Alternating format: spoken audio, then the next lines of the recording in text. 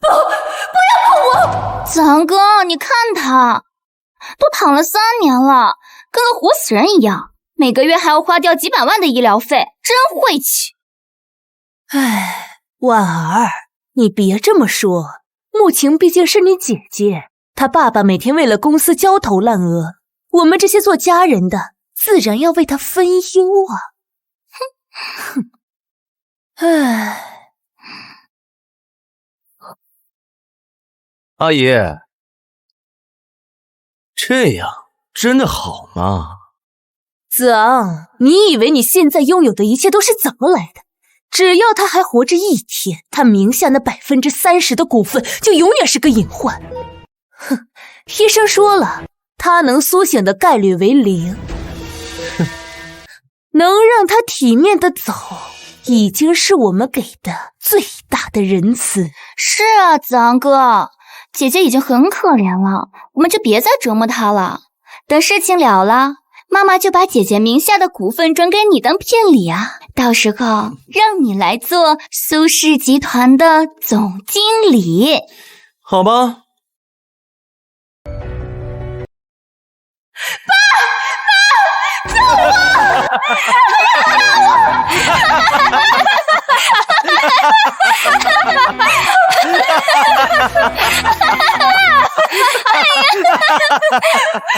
你们现在所做的一切，都是残着我的血肉和骨头。我苏慕晴就是干个厉鬼，也不会放过你们的。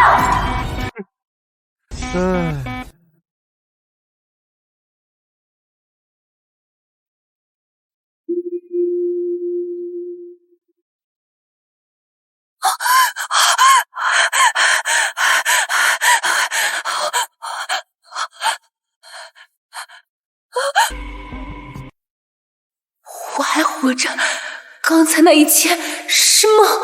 不，那不是梦，那是我昏迷后未来会发生的一切。慕晴，你醒了，太好了！快，趁热把这安神的汤喝了。在梦境中，沈曼就是用这碗加了料的汤，让我陷入了更深的昏迷。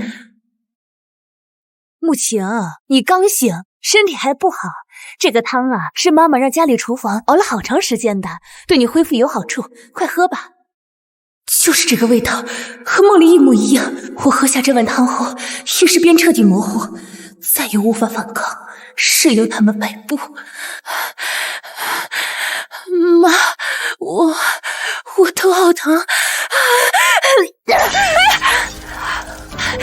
你小心一点。没烫着吧？都是妈妈的错，应该喂你的。你别动，妈妈再给你盛一碗。再盛一碗，想得美！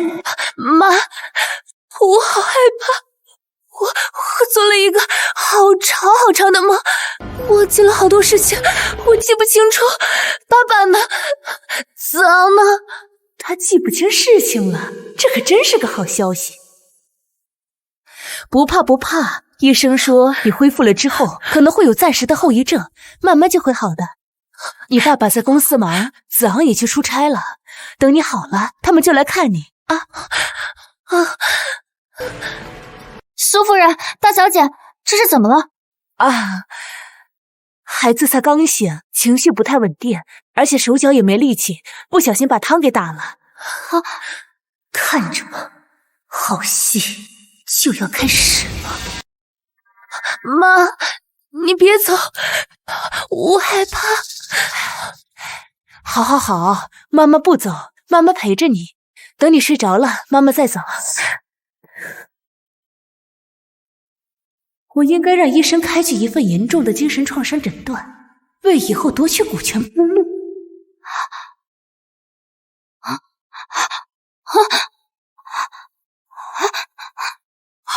小张，你怎么了？这汤里加的是国外一种新型的神经性药物，无色无味，但会导致人嗜睡、反应迟钝，长期服用则会造成不可逆的脑损伤。醒醒！苏夫人，这地上的汤汁我能拿去化验一下吗？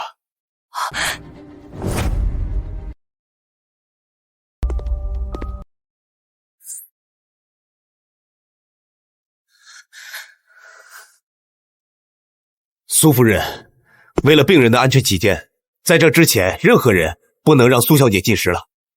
王医生，您这是什么意思？难道您怀疑我会给自己的女儿汤里下毒吗？这汤是我亲手为她熬的，她好不容易才醒过来呀！演，继续演，你的面具越完美，待会儿被撕下来的时候就会越难看。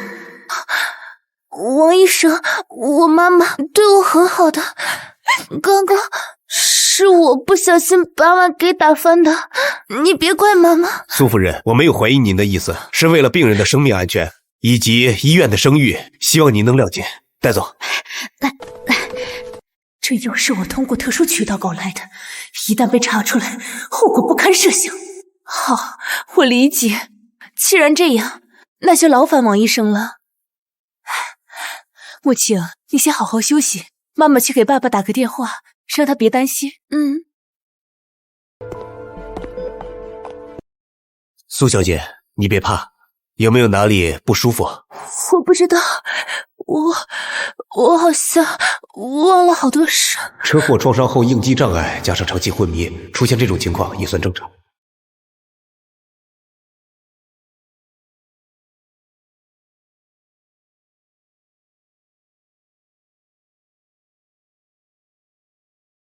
喂，妈，事情办得怎么样了？那个小贱人是不是已经把那碗汤给喝了？他现在是不是已经变成一个只会流口水的傻子了？我跟你讲，今天我穿上他那件全球限定的高定裙子啊，子昂哥都看呆了，他一个劲儿的夸我比他好看呢。妹妹，你怎么能这么说呢？装什么傻？反正你的一切很快就都是我的了。妈，你动作搞快点，我已经迫不及待的想看他被绑在床上的样子了。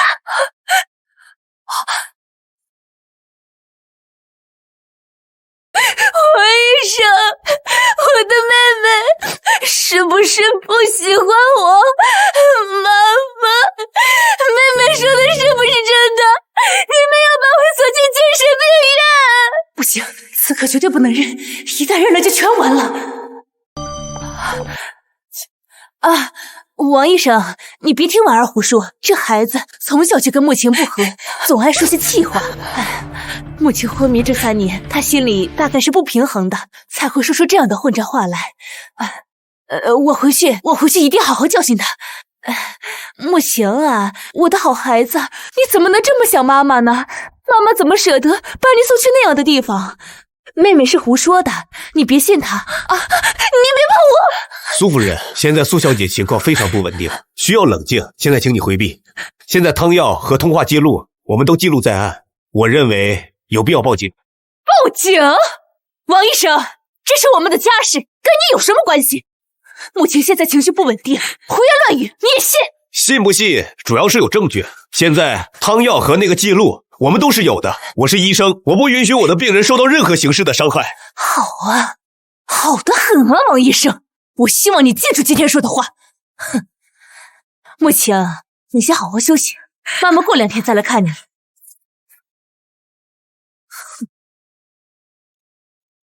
什么？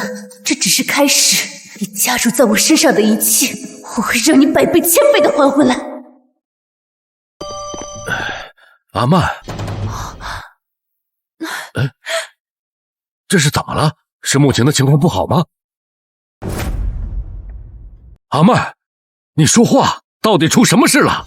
是不是慕晴她？建成，你可算来了，我还以为我再也见不到你了。我们的女儿慕晴，她好像不认我了。别急，慢慢说，什么叫不认你了？我今天高高兴兴的给她送汤来，结果她醒了之后，好像变了个人一样，说我要害她，还把我的汤碗给打碎了。刚刚王医生居然说要报警，说我给他下毒。建成啊，我真是比窦娥还冤啊！我一心一意的照顾他，我怎么会害他呢？胡闹！这丫头越来越不懂事了。还有这个王医生是怎么做医生的？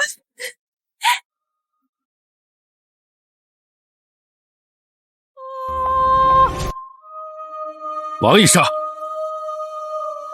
我太太说的是真的吗？你凭什么怀疑她？还要报警？苏总，我在履行我的职责。关于令千金汤药的检查单马上就快出来了，但是出来之前，我一定保证我病人的安全。爸，慕晴，你怎么回事？你沈阿姨为了照顾你，3年没睡过一个好觉，你怎么能这么对她？是不是刚醒过来，脑子还不清楚？父亲还是无条件的相信沈曼，脑子我有些忘了，我好像遇到母亲了。他说他让我去西郊梅林里找他，他说梅林树下埋着的时光宝盒就要被雨水给冲刷走了。时光宝盒是母亲还在世时我们一家一起埋下的，这件事除了我们3个人，绝不可能有第4个人知道。苏慕晴，你在胡说什么呢？什么宝盒，什么梅林啊？我看你真是病得不轻啊！建成，我们还是快点给他办出院吧，让他回家好好休养啊！一个昏迷了3年、刚刚苏醒的人，怎么会突然提起一件尘封了快10年的秘密？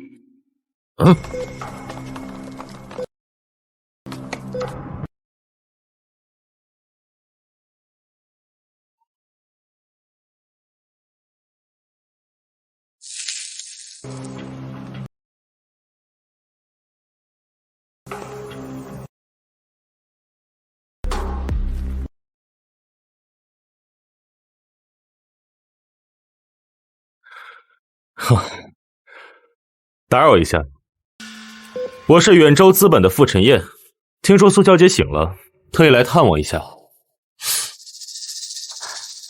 傅晨燕，那个在梦里最终以雷霆之势收购了破产的苏氏集团的男人，商界帝王，资本之王，他怎么会来这里？苏总，苏夫人，我刚刚在门外好像听到你们在讨论关于苏小姐精神状态的问题。不巧，我们远州资本正在对苏氏集团进行一次深度的投资风险评估。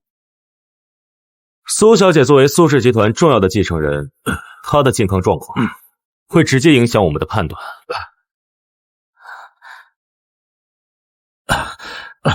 副总，真是稀客，有失远迎，罪过。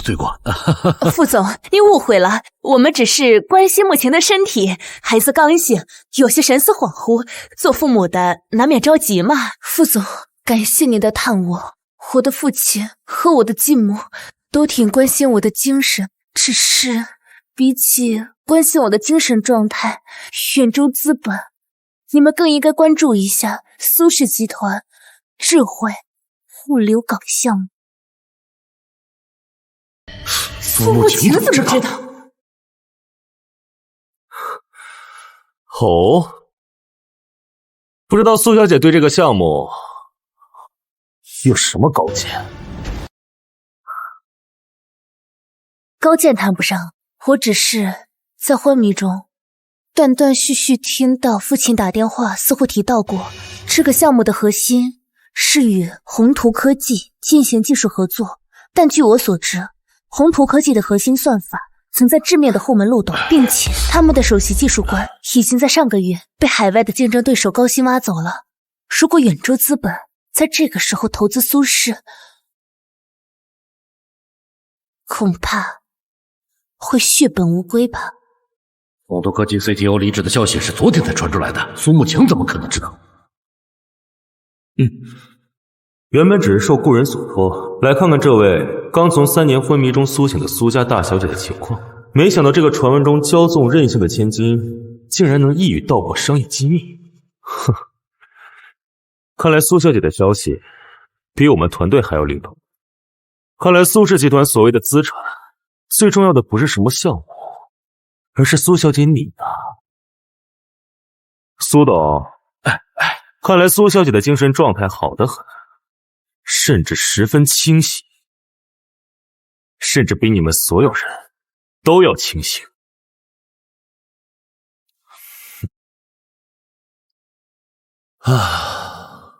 王医生，我作为苏小姐母亲生前好友的儿子，以及苏氏集团潜在投资人，正式向医院发出申请。我将派出专业的医疗团队，24小时来保护苏小姐的健康和安全，直到她康复出院。费用由我一人承担。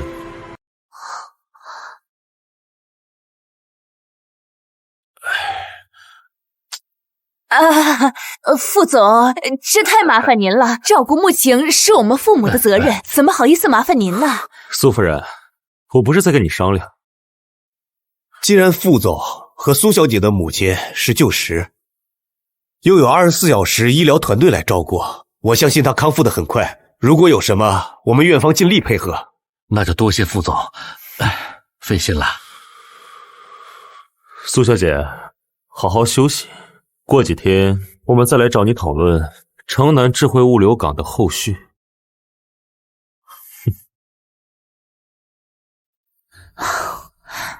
这只是权宜之计。傅晨燕这种人不做亏本的买卖，他今天投入的保护，日后必然要从我身上获得更大的回报。我必须尽快让自己变得更强大，强大到足以与他平等对话，而不是成为他手中的一枚棋子。苏小姐您好，我是您的特护张姐，这2位是负责安保的同事。从现在开始，我们将24小时负责您的一切事宜。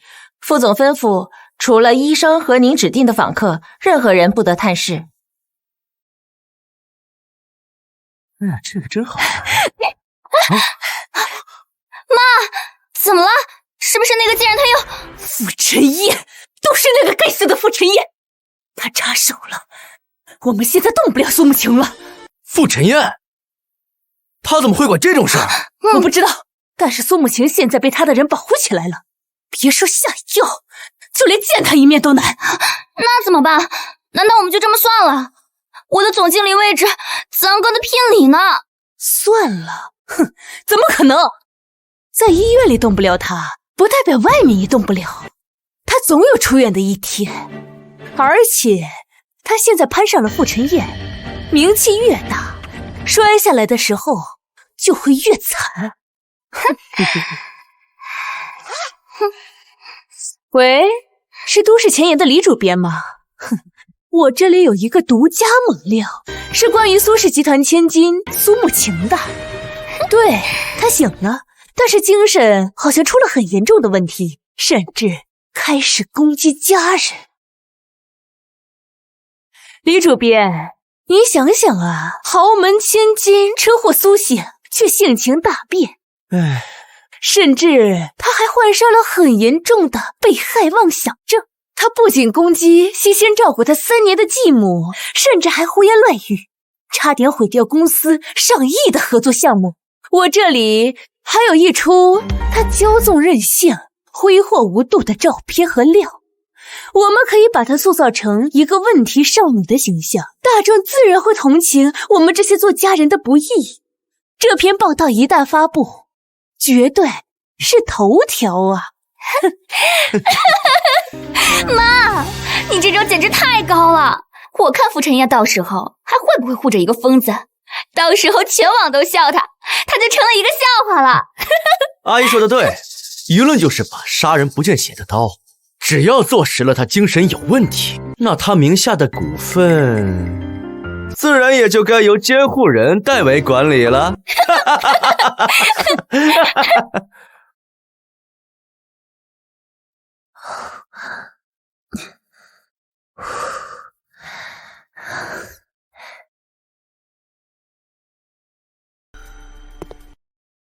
苏小姐，副总让我把这个给您。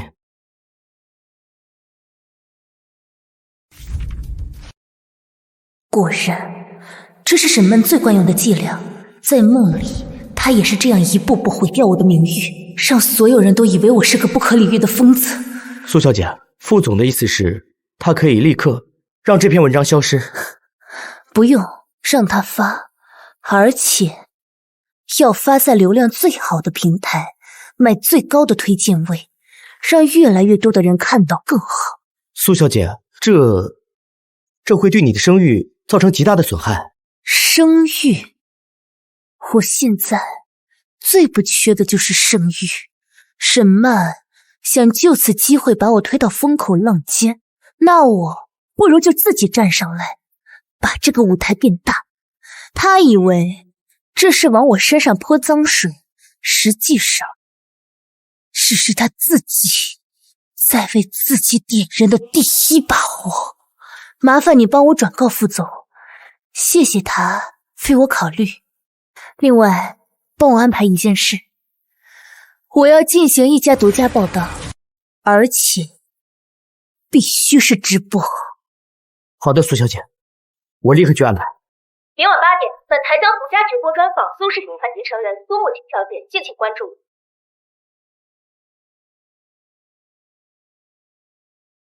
好。沐晴，我们开始。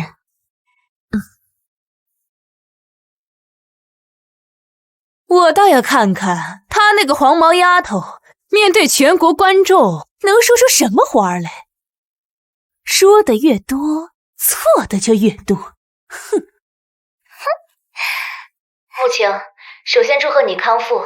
我们知道你刚刚经历了一场常人无法承受的折磨，但是现在网络上对于你精神状态的负面新闻，甚至有说你攻击了你的继母沈曼女士。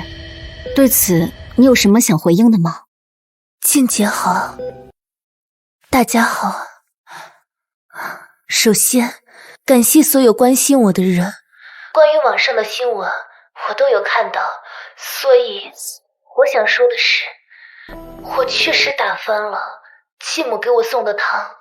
承认了，他真的攻击继母了。天哪，这种人太可怕了！我不知道要怎么解释，但是我昏迷了3年，醒过来之后，很多事情都忘记了。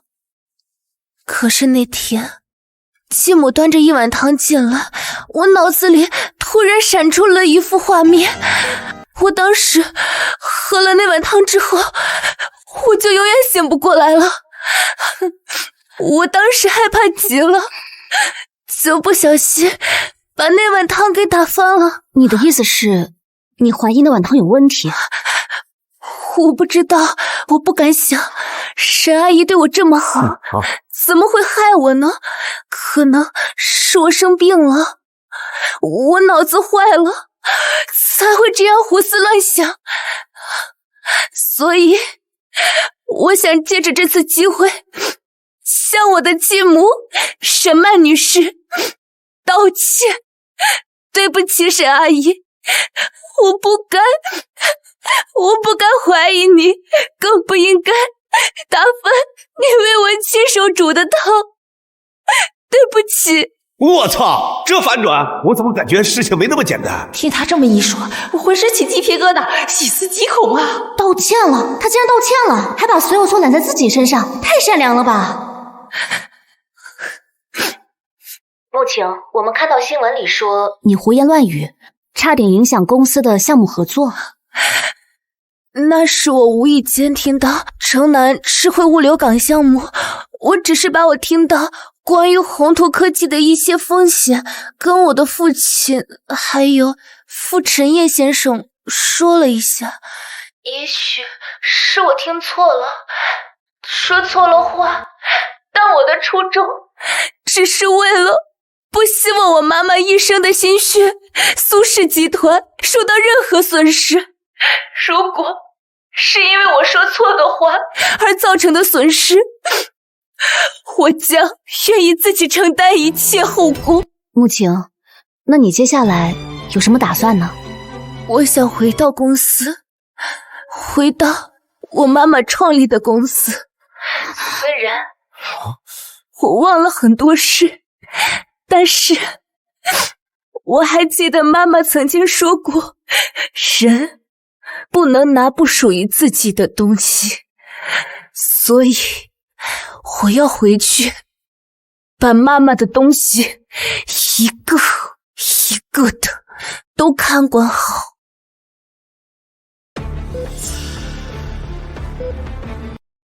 闭嘴，跟你们有什么关系？你们是他的水军，你千万别取消合作，不好意思，真是不好意思，求求您了。说我，三哥，我怎么办嘛？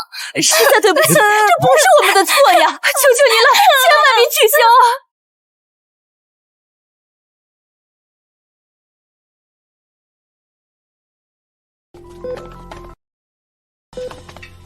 大小姐，你长大了，你真的长大了，像夫人，像当年的夫人呐！刘叔叔，您快坐。使不得，使不得，你好好养身体。直播我们这些老家伙都看了，说得好啊，说得太好了。夫人在天有灵，一定会为你感到骄傲的。刘叔叔，我现在比较担心公司的情况，我人在这里，很多事情有心无力。何止是担心呢？沈曼那个女人，外行指导内行，任人唯亲。她那个所谓的情夫，公司的副总张伟，把采购部搞得乌烟瘴气呢。啊，还有你那个前未婚夫林子昂，城南那个项目，若不是你及时点破，公司至少要损失10个亿呀！大小姐，你若再不回来，夫人这一辈子的心血就要被这些豺狼给败光了。我需要您的帮助，我需要您帮我准备一份名单，一份现在公司所有能信任的人忠于我母亲老人的名单。另外，林子昂这3年来所有的经他手的财务报告，越详细越好。这件事情就包在我身上了。我们这把老骨头啊，等这一天等得太久了。大小姐，你放心，只要你一声令下，我们一定为你马首是瞻。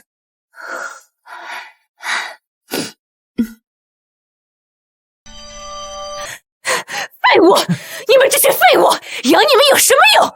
连一个刚醒过来的病人都斗不过，现在全公司上下都在看我笑话。妈，都怪苏慕晴那个贱人，太会演戏了。现在好了，她要回来了，那我们怎么办？他要回公司？哼，好啊，我让他回。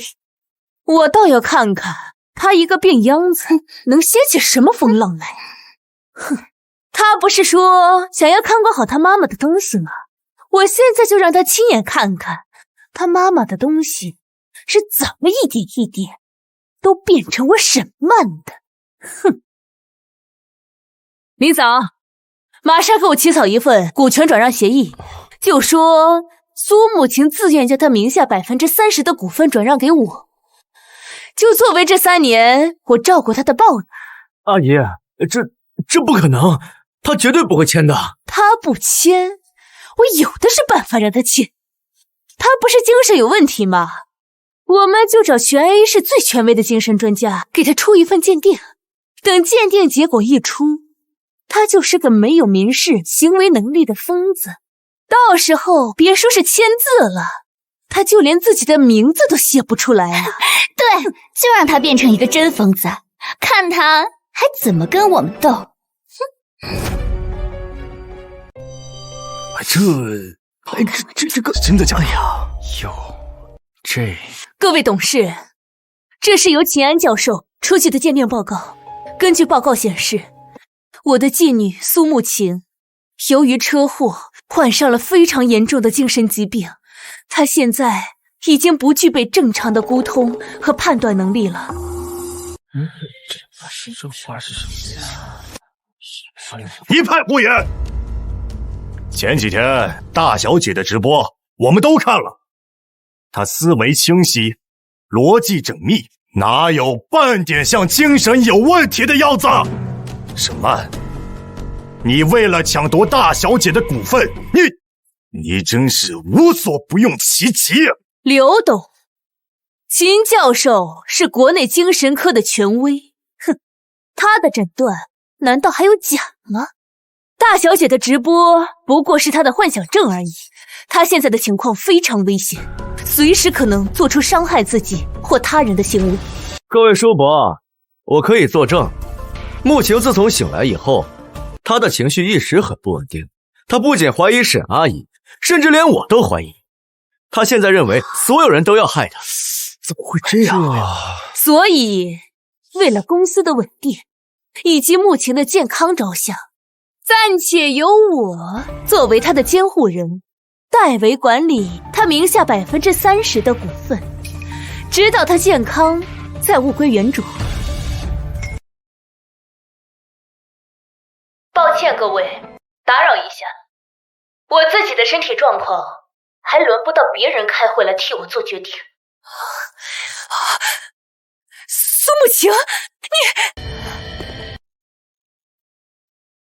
大家好，我是傅晨烨先生的私人律师，我姓李，受苏慕晴小姐的委托，作为她的代理律师出席本次会议。关于沈曼女士出具的这份精神鉴定报告，我们这里刚好有一份，请各位董事过目。各位请看，这张转账记录的收款人是秦安的儿子，转账人则是沈曼的亲弟弟，转账金额是500万，转账时间就在出具报告的前一天。根据我国法律，出具虚假的鉴定报告，并以此谋取非法利益，属于严重的犯罪行为。沈曼女士，对于这份转账和记录，你有什么可解释的？沈阿姨，这只是第一份大利。接下来，我们来谈谈城南项目，关于林子昂从中摄取公司机密，从中谋取暴利，如何呀？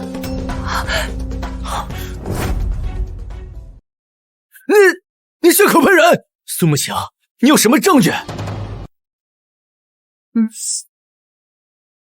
根据我们掌握的证据，林子昂在负责城南智慧物流港项目时，利用职务之便，先后13次将我们公司的内部竞标方案、报价参数和报价体现通过加密邮件发给我们的竞争对手。作为回报，宏远集团分7次向林子昂先生在瑞士的秘密账户总共汇入了3000万的咨询费。这是秘密。林子昂，你这个吃里扒外的畜生！夫人当年那么相信你，把大小姐都托付给你，你就这么报答苏家的？林子昂这个废物！林子昂，你太让我失望了！我一直把你当成我亲生儿子看待，你居然做出背叛公司的事！各位董事，这件事我之前毫不知情。我提议将林子昂从公司除去一切职位，并交由司法机关处理。我们苏氏集团绝不允许任何蛀虫。沈阿姨还真是深明大义。那我请问，这3000万资金的其中500万，在到账的第2天就转到了您名下的一个慈善资金，请问这又该如何解释呢？各位，真相已经很清楚了。沈曼和林子昂蛇鼠一窝，沆瀣一气，严重损害了公司和股东们的利益。我提议立刻暂停沈曼的代理总裁一切职务，并且成立特别调查组，彻查公司近3年来的所有账目。我同意，我同意，我同意，我同意，我同意。住手！你们不能这么对待阿曼，他所做的一切都是为了我，为了这个家。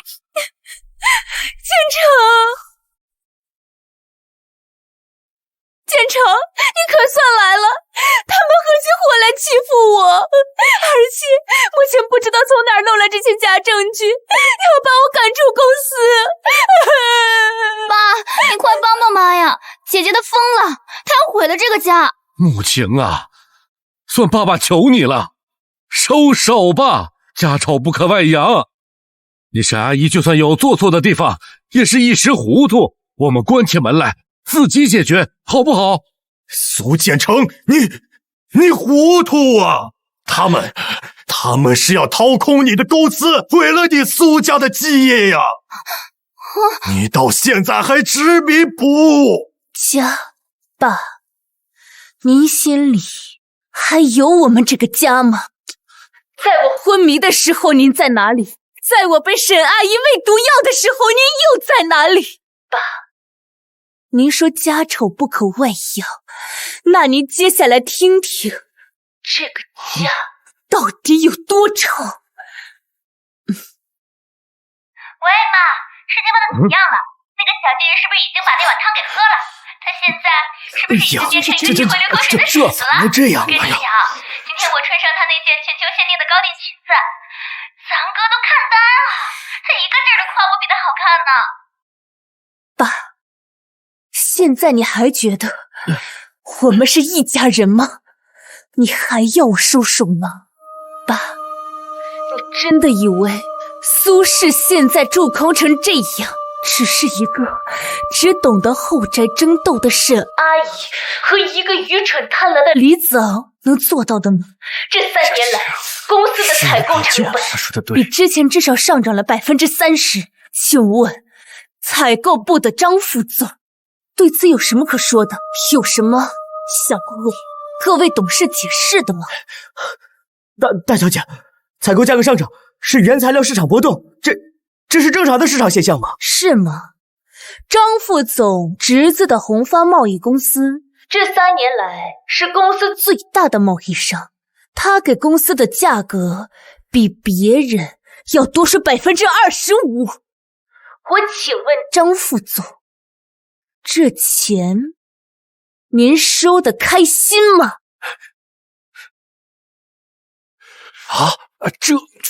这样啊？沈阿姨，您为了您自己在公司坐稳位置，更为了您高枕无忧，要把没有用的人除掉。那我请问你，我远在瑞士的外婆，她现在过得还好？当初外婆退休，将公司交给父亲和我，前提就是她必须好好照顾我。后来沈阿姨进门，花言巧语地说服父亲，将外婆送到国外静养，并切断了联系。你胡说！我什么时候亏待过妈了？是妈说喜欢瑞士清静，不让人打扰的。苏慕晴，你少在这血口喷人，挑拨离间，是吗？那我们现在就连线一下，我远在瑞士的外婆，她现在过得怎么样？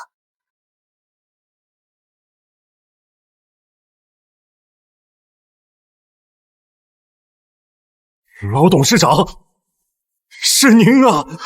明明已经买通了疗养院的所有人，切断了他的一切通讯，他是怎么和苏慕晴联系上的？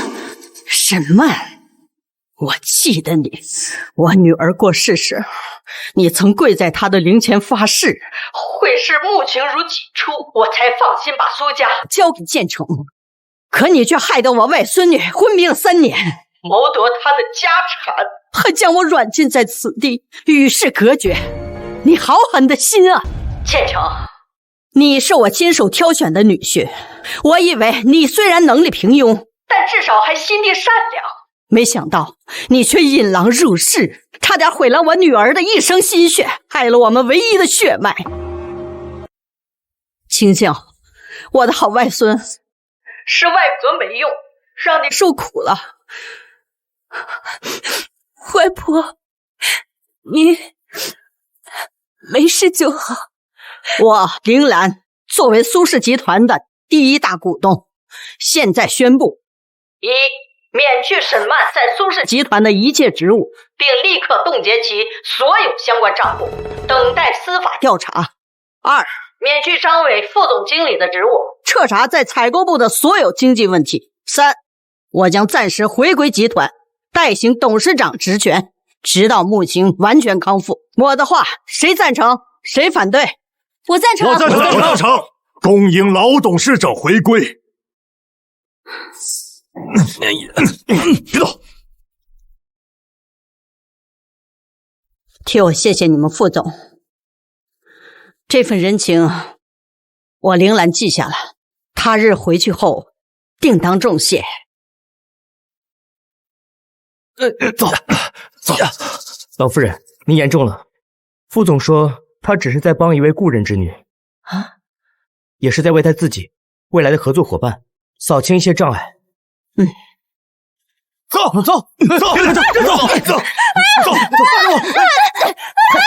根据副总的指示，远州资本将正式启动对苏氏资产的重组计划，而计划的第一步就是收购宏远集团。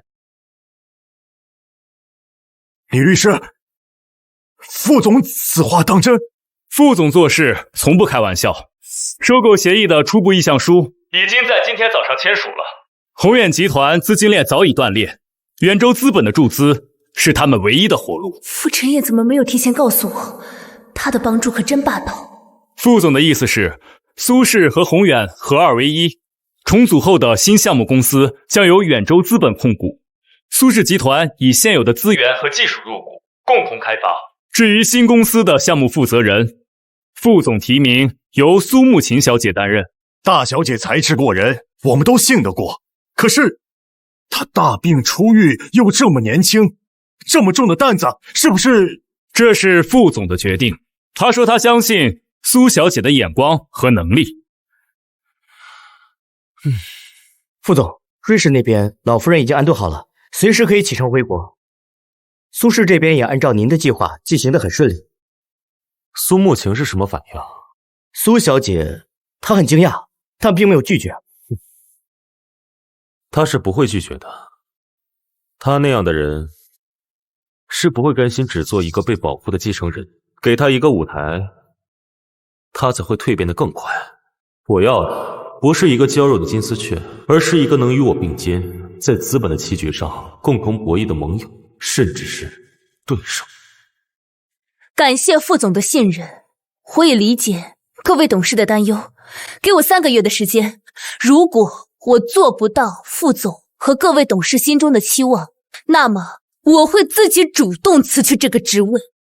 另外，从我的个人账户中把我10%的股份赠予公司。我刘正邦第一个支持大小姐，我也支持。副总，今天的事谢谢你。不用谢我，这是一场交易。现在我给了你想要的，你该证明自己的价值了。我明白，只是我有一点不明白的是，仅仅是因为我母亲。你母亲苏嫣曾经救过我的命。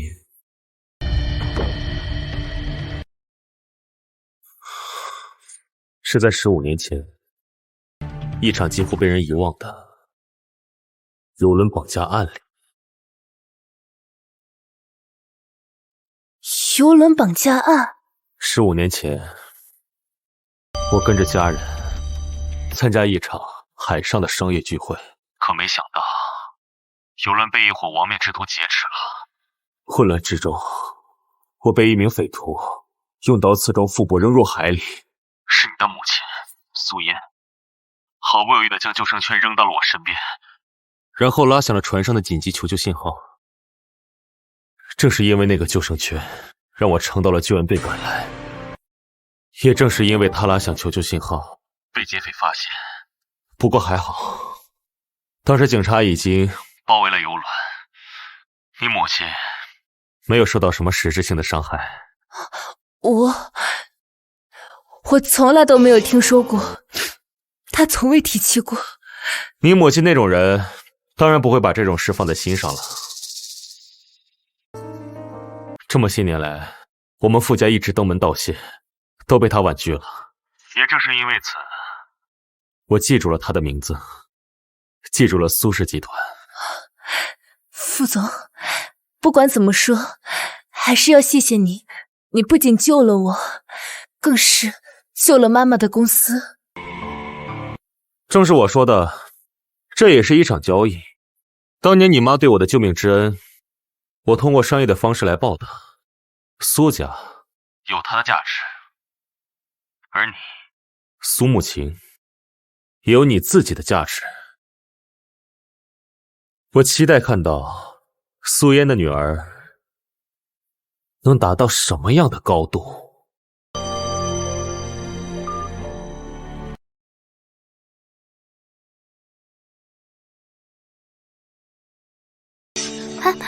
还有这个的，我看看。哎，这个弄好。知道那个文件，这可以。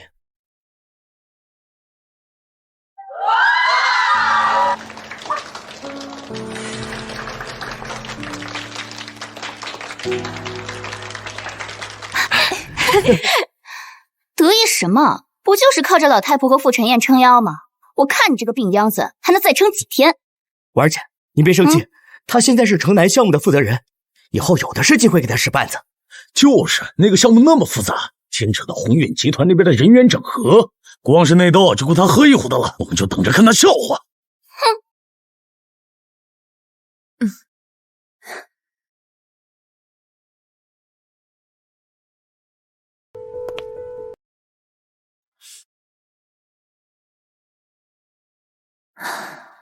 沈曼、苏婉儿，你们的游戏结束了，现在轮到我了。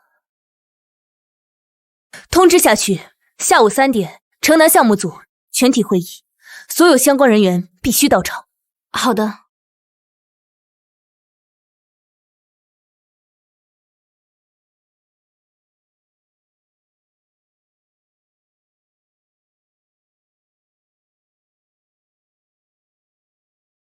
在开会前，我先宣布一项人事任免：原宏远集团马志强，从现在起，你被开除了。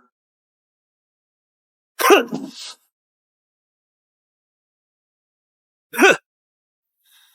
苏总是吧？我不管你是哪儿来的大小姐，我们宏远的人是跟着远州资本过来的，不是来跟你们苏家当奴才的。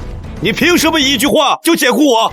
就是马总监劳苦功高，凭什么说开就开？苏氏集团这是在搞排除异己，我不服！马总监，你先别着急，我开除你不是因为你的工作能力，而是因为你的人品道德。这份清单详细记录了宏远集团马总监这2年从地下的承包商吃到的372万的回扣，而这些回扣都是马总监和自己的小舅子联名开设的皮包公司账户。在我们开会的期间，远州资本已经带着法务去找你的小舅子喝茶了。我想他应该很乐意配合调查的。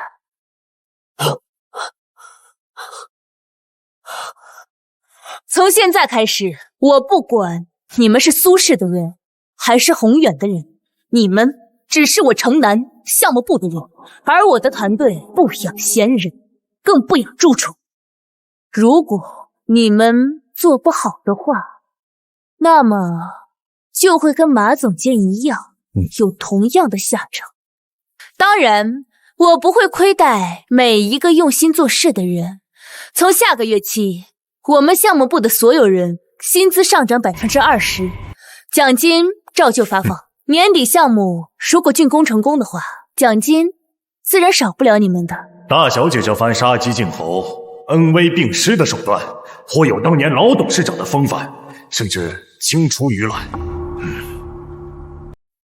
苏总，这是您要的关于苏婉儿这3年来的奢侈生活和林子昂利用苏家的资源为自己的亲戚朋友介绍工作、中饱私囊的证据。林子昂利用苏家的资源为自己的亲戚朋友安排工作、中饱私囊。苏婉儿这3年来的生活够奢侈的，名牌包包、珠宝，甚至不惜一切代价去参加名媛派对，花重金买高级的假宝石。苏婉儿，你不是最爱面子、最喜欢混进名流圈吗？我就让你在你最在乎的地方身败名裂。您好，是 A 市电视台名媛衣橱节目的制片人吗？我这里有一个非常好的推荐人，她就是苏氏集团的2小姐苏婉儿，她可是我们 A 市新晋的时尚教主。据说她的衣帽间可是比明星的还要好呢。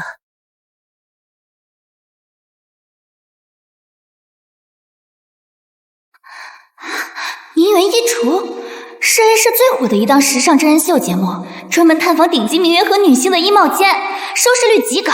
能上这个节目，代表着身份和地位的认可。喂，名媛衣橱节目组啊？哦，你们节目我平时有看的。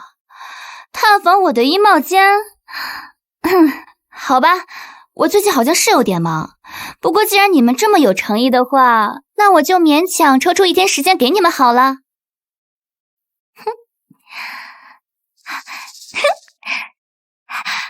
姐妹们，名媛衣橱要来拍我了，你们记得看哦。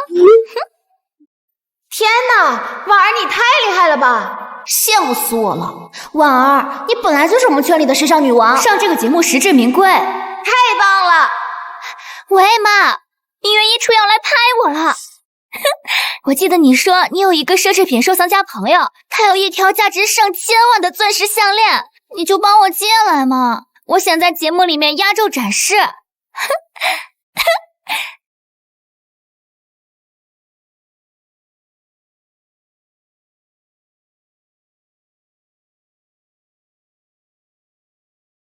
哇，婉儿，你的衣帽间简直是所有女孩的梦想。这只铂金包，我只在拍卖会上见过。那当然啦。哇，还有这件高定礼服裙，全球只有1件。哼，你来看看这个，这可是上千万的。哦天哪，看这个！哼，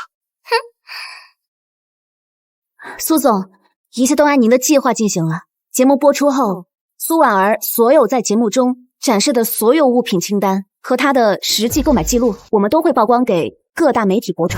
很好，古董项链租借的那边主人打点好了吗？啊，那边已经处理妥当了。那位收藏家非常配合，以项链被盗的名义刚刚报了警。现在警察应该已经到苏家别墅下面了。苏婉儿，爬得越高，摔得才会越疼。我送你的这场顶级流量，希望你喜欢。哼。苏婉儿，我们接到报案，怀疑你与一起涉案金额巨大的珠宝盗窃案有关，请你跟我们回警局协助调查。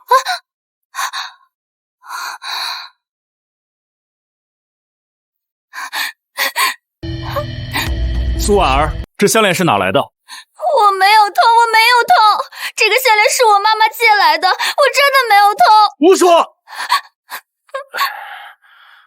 我们将持续关注苏婉儿小姐的最新动态。哎，出来了，出来了！苏婉儿小姐，请问网上说你穿戴的是你姐苏慕晴的东西，你有何回应？是呀，是呀，苏小姐。别问了，请问项链是窃案，到底是怎么回事？真是你偷的吗？曼女士，请问你对自己女儿这种虚荣甚至涉嫌盗窃的行为有何看法？滚！都是苏慕晴那个贱人陷害我！请回答一下，你们都给我滚！哎，苏小姐，苏小姐别走啊，再说两句，苏小姐。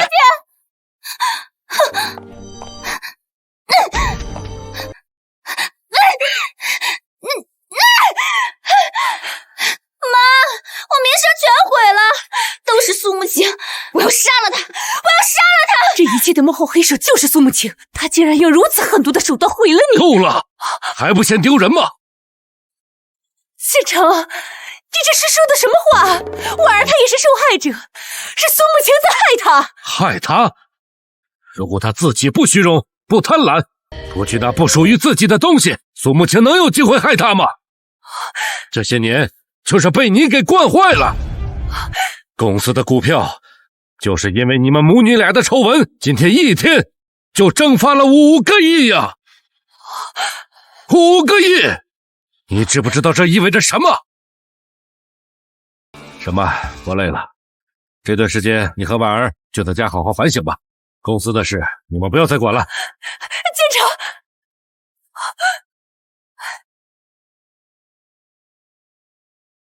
阿曼，别怕，我们还没输。苏慕晴想让我们死，那我们就先让他死。我手里还握着最后一张王牌，一张足以让他万劫不复的王牌。什么王牌？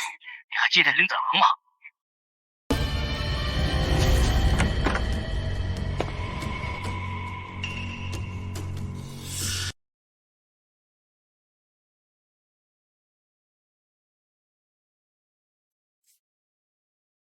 想报仇吗？想拿回属于你的一切吗？天天手机里的东西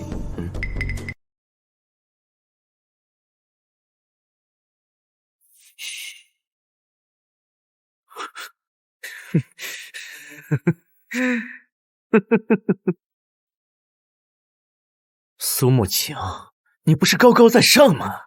你不是把我踩在脚下吗？现在，我的手里就握着你的命脉，你的名声，你的未来，你的一切，全部都在我的掌握之间。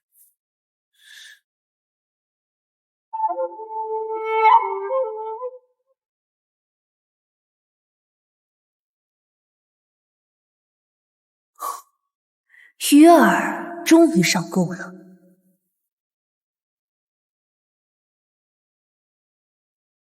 苏沐晴，别来无恙。有事？有事？当然有事。我的手里有个你绝对会感兴趣的东西，一个关于3年前你那场车祸的真相。没兴趣，而且警方已经结案了。结案？那是警察蠢被蒙蔽了。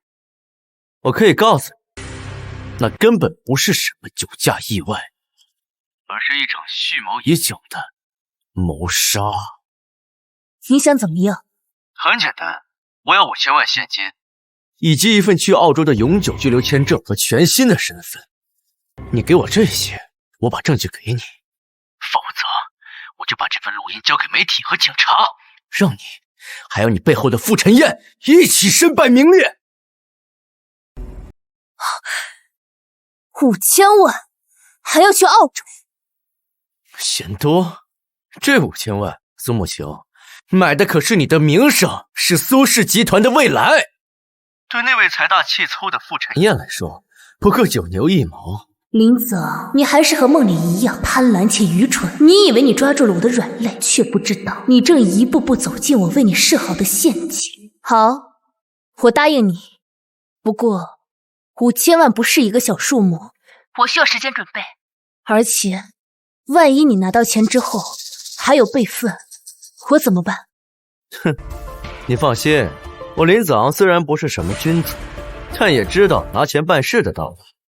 我们一手交钱，一手交货。之后我立刻消失，我们两不相欠。口说无凭，我需要看到你的诚意。什么诚意？明天中午12点，城南的蓝山咖啡馆，我需要你带着这份录音，让我亲耳听到，确认无误后，我才给你打钱。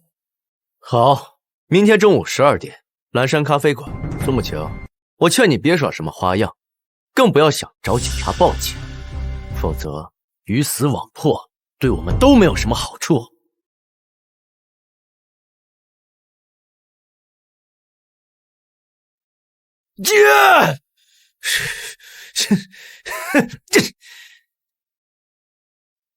小张，帮我办几件事。好的，苏总。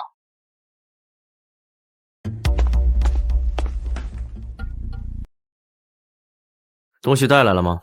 林子昂，我们认识多久了？现在跟我套近乎，晚了。你害得我一无所有的时候，你怎么不和我念旧情？是我害你，是我让你收受贿赂，你泄露公司机密，哪一件事情是我逼你的？如果当初在董事会上你主动坦白，或许还能争取宽大处理。可现在你却跟沈曼他们在一起，负隅顽抗。你少给我讲大道理！我今天来不是听你说教。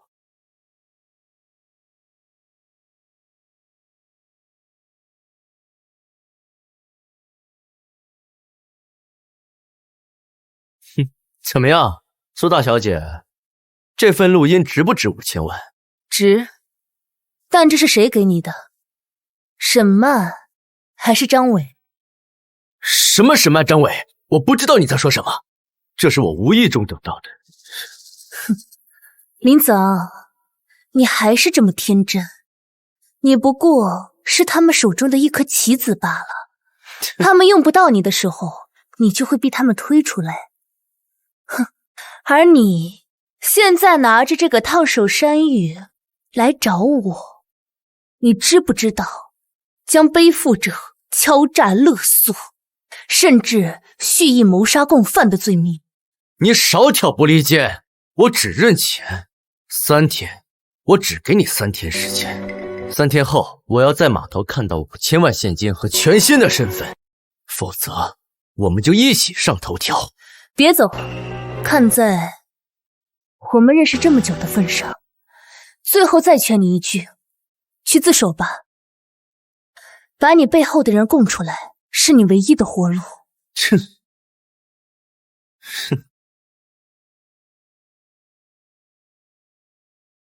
我们就一起上头条。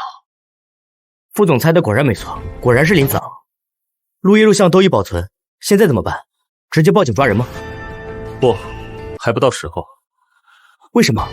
我们已经拿到他所有的证据。只抓一个林子昂，太便宜他背后的人了。而且，我相信他有自己的安排。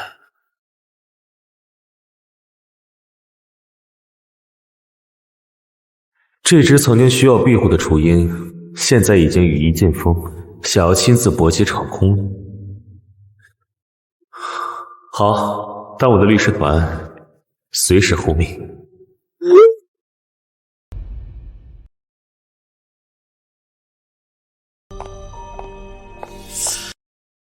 苏总，这是关于汽车公司阿彪的一些资料，我查到了一些线索。说，阿彪原名李彪，3年前他获得了一笔巨款后，他确实离开了 A 市。他在这个之后伪造了一个假的身份，去到了隔壁省开了一家汽修店。在这个之后，他一直在赌场上挥霍，然后花费了很多，现在还欠下了一屁股的债。很好，安排2个靠谱的人去那座城市暗中的观察他，尤其是和高利贷那边的关系摸得越清楚越好。明白。另外，以我的名义向 A 市的福利院捐赠100万，再以公司的名义捐赠100万，让公关部去办，越高调越好。好的，苏总，我现在就去安排。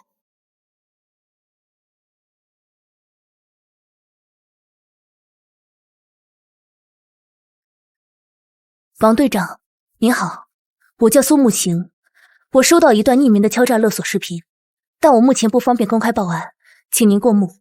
视频中的人叫林子昂，我相信以您的能力，很快就能找到他。这位王队是母亲生前资助过的一名贫困学生，为人刚正不阿，如今已是警界的骨干。装模作样假惺惺，不就是会收买人心吗？苏慕晴在这个节骨眼上如此高调的做慈善，背后一定有什么目的。林子昂那边联系你了吗？事情办得怎么样了？没有，他昨天拿了东西之后就没再联系过我。这个废物，会不差？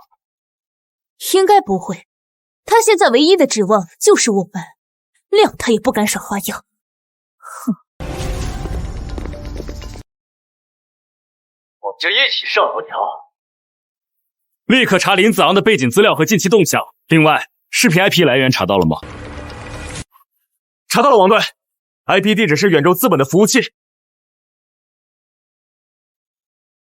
远州资本，傅晨燕，受害人苏慕琴是傅晨燕公开表示要保护的人，现在举报视频却来自远州的服务器，这是傅晨燕和苏慕琴用一种特殊的方式向警方传递信息，他们在放长线钓大鱼。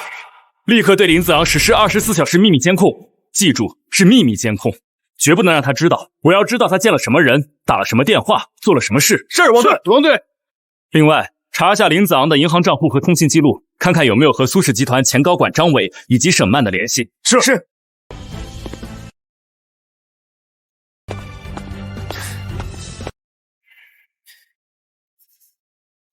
只剩下最后1天了，苏慕晴那个贱人应该不会报警吧？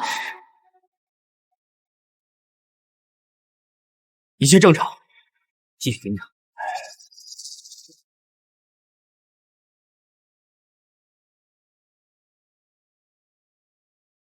啊！你就是李彪？你们是谁？找我干什么？我们老板想跟你谈谈 A 市3年前的一桩生意。什么生意？一辆车的刹车。别紧张，把你知道的都原原本本的告诉我。这大钱也是你，而且我们还能帮你解决高利贷的问题。我说，当年是苏氏集团的副总张伟找到我的，他说。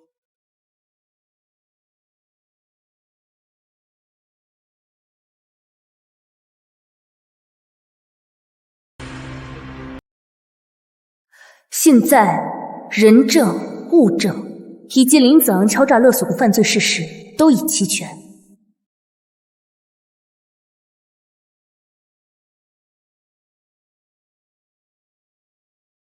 王队长，明天晚上7点，海港码头7号仓库，鱼儿上钩。收到，我们会提前布控。苏小姐，请务必保证自身安全。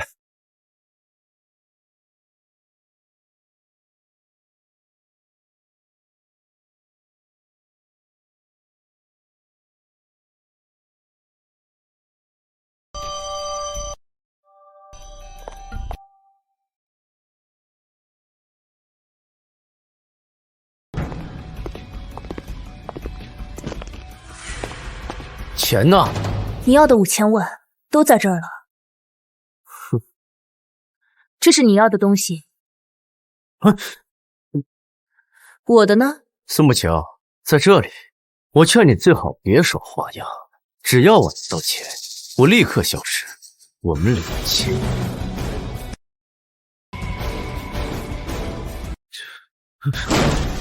别动，警察！孙慕晴，你这个贱人！你骗我！都别过来！别动！否则我就把这盘录音公之于众。我死，你要拉着他一起下地狱！林子昂，你冷静点，你已经被包围了，不要做傻事。冷静？让我怎么冷静？是他逼我的，是他逼我的！林子昂，你以为你要挟了我，就能有筹码了吗？看看你的身后。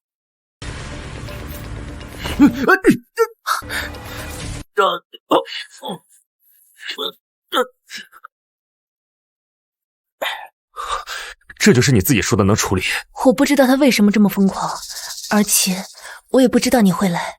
我不来，我不来看你被他拉入海吗？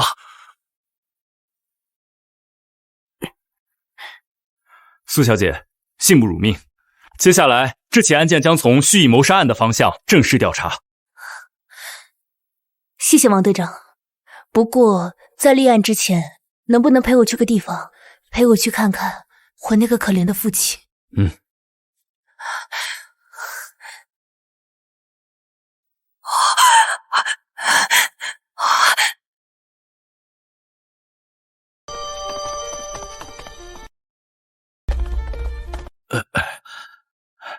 慕晴，这么晚了，你怎么还把王队长给带来了？是公司出了什么事吗？把刹车油管伤到一个小小的裂口，一紧急刹车就会失灵。事成之后，这笔钱就是你的，保证你下半辈子衣食无忧。爸，你现在还觉得他是无理取闹，让我不要家丑外扬吗？这怎么可能？阿麦，他为什么要这么做？他为什么要害你啊？苏先生，我们已经正式立案调查。根据我目前掌握的证据，沈曼女士和苏氏集团前副总张伟涉嫌蓄意谋杀，而林子昂则涉嫌敲诈勒索和包庇罪。我们今晚过来就是希望您能配合我们调查。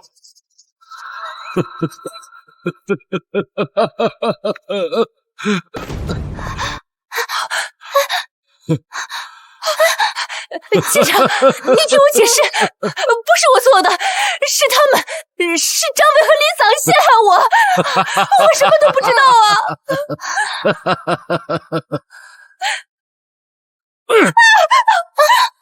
你干什么打我妈？你这个毒妇！毒妇！我苏建成究竟造了什么孽？还会引你这头披着人皮的狼进门。苏婉儿小姐，您因涉嫌包庇和盗窃案，现在需要跟我回去局里协助调查。苏母亲，你得意了？你以为你赢了吗？我告诉你，我做鬼都不会放过你！王队长，我也要报案，我要举报张伟，他不仅涉嫌谋杀，还涉嫌职务侵占、挪用公款，数额高达上亿。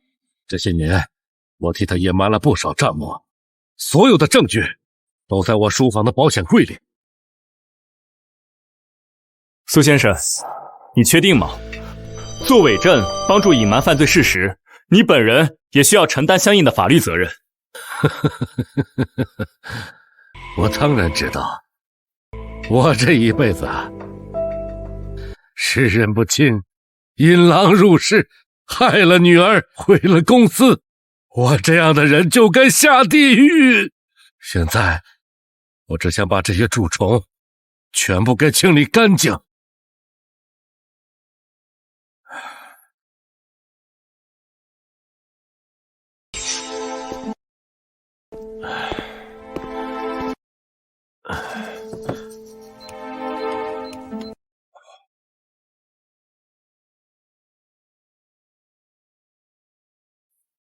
这些年，张伟是如何通过虚假采购合同，将公司的钱转入到他和小曼的关联公司？他们如何通过海外空壳公司洗钱？每一笔都在这里。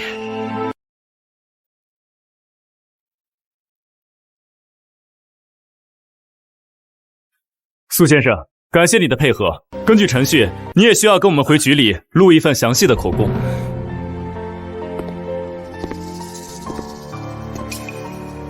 母亲，爸爸对不起你，也对不起你妈妈。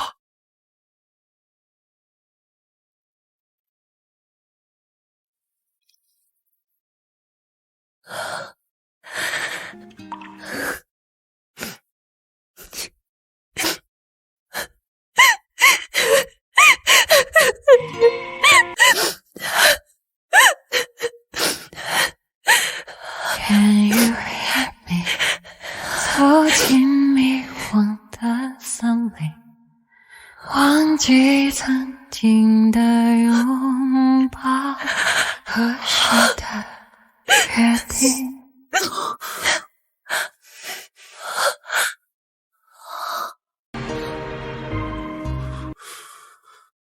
结束了，结束了，都过去了。从今天开始，一切都会好起来。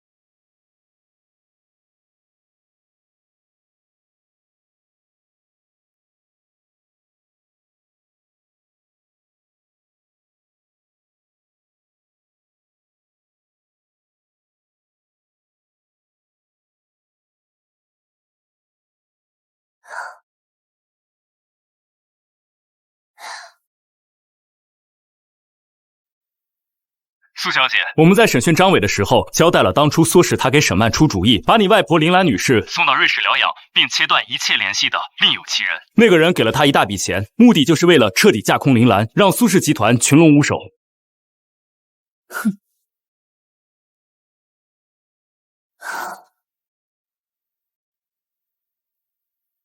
张伟刚刚打电话来说，当年让我外婆被退休去瑞士的，是有人给了他一大笔钱，让他策划并执行这件事。目的是什么？架空外婆，让苏氏集团群龙无首，更是让沈曼和张伟这两个蠢货捣乱。那这个人，张伟认识吗？不认识。他们打电话都是用加密的，钱是通过境外的账户打过来的。现在唯一能确定的是，这个男人的声音虽然经过处理，而且是一个上了年纪的男人。年纪很大的。外婆要回国了，说不定他知道些什么。有可能是当年他商场上的一些死对头。这是一个方向。等你外婆回来，或许就能解开一些谜团了。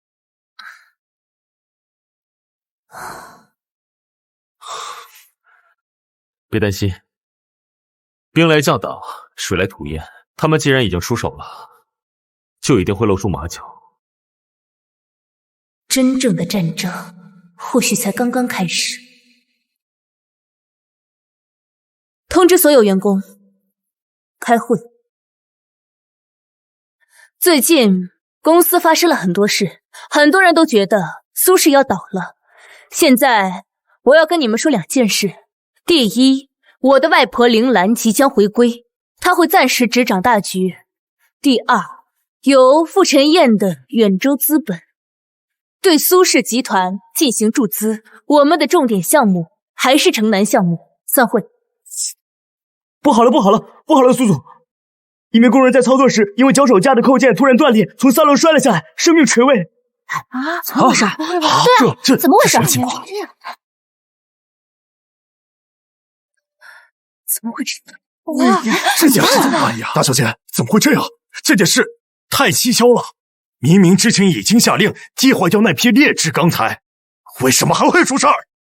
是啊，苏总，替换工作一直在进行，但是库存量太大了，还没来得及全部换完，偏偏就是没换的这部分出了问题。脚手架扣件存在严重的质量问题，属于典型的劣质产品。而更关键的是，固定扣件的几个关键螺丝有被刻意拧松的迹象。哎呀，张伟和沈曼都在看守所里，到底是谁在背后？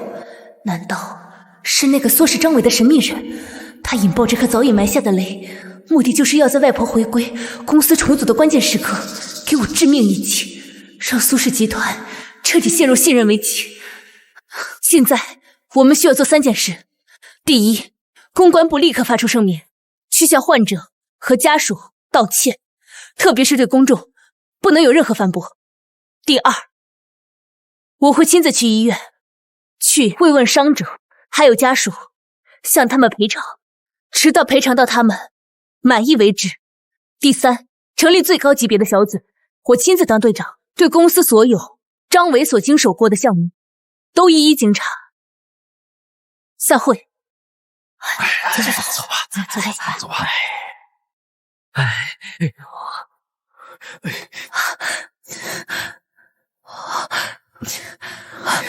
你就是那个黑心老板，你还敢过来？毛哭耗子假慈悲，我们要的不是钱，我们要的是公道。病人已经脱离生命危险了，幸好送医及时，而且有位先生提前为这位病人支付了一笔费用。这位支付费用的先生说他姓傅。傅先生，傅先生，又是他在我最需要的时候，用自己的方式来帮助我。大姐，实在是抱歉，这是我们公司承担的第一笔费用，以后所有的费用将由我们公司所承担。还有，这是我的个人名片，24小时你都可以联系我。我们要的不是钱，我要的是我男人好好的。大姐，您先拿着这笔钱给您的先生买一些补品，然后安慰一下家里的老人和小孩，这是我们公司应该承担的。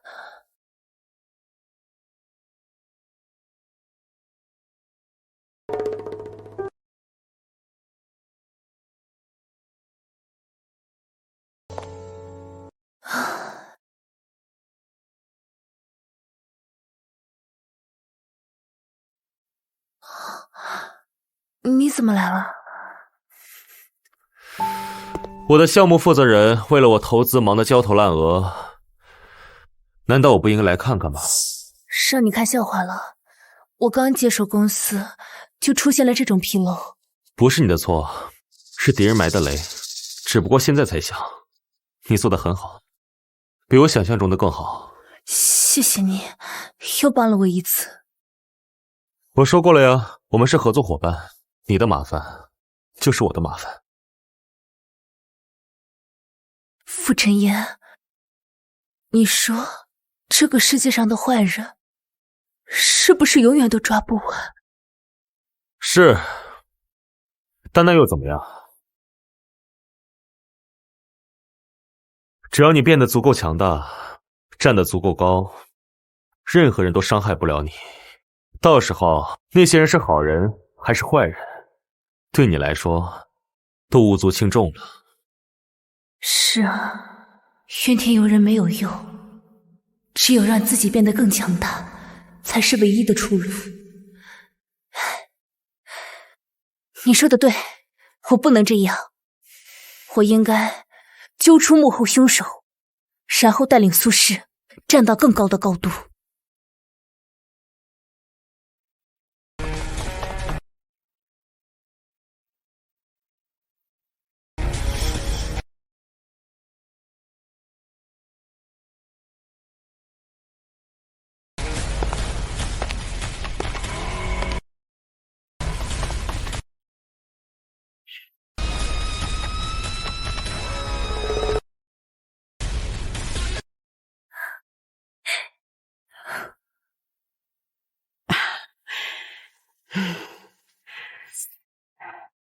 青青，你记不记得15年前你妈妈带你去海上游轮派对？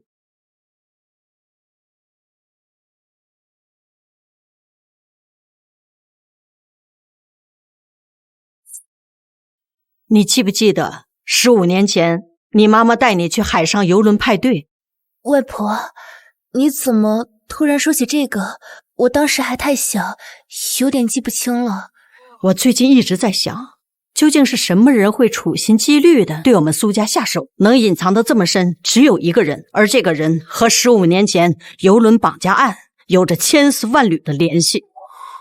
老夫人，您说的可是宏正集团的洪天雄？没错，就是他。当年洪天雄想吞并我们苏氏一个核心技术子公司，被我们给挫败了。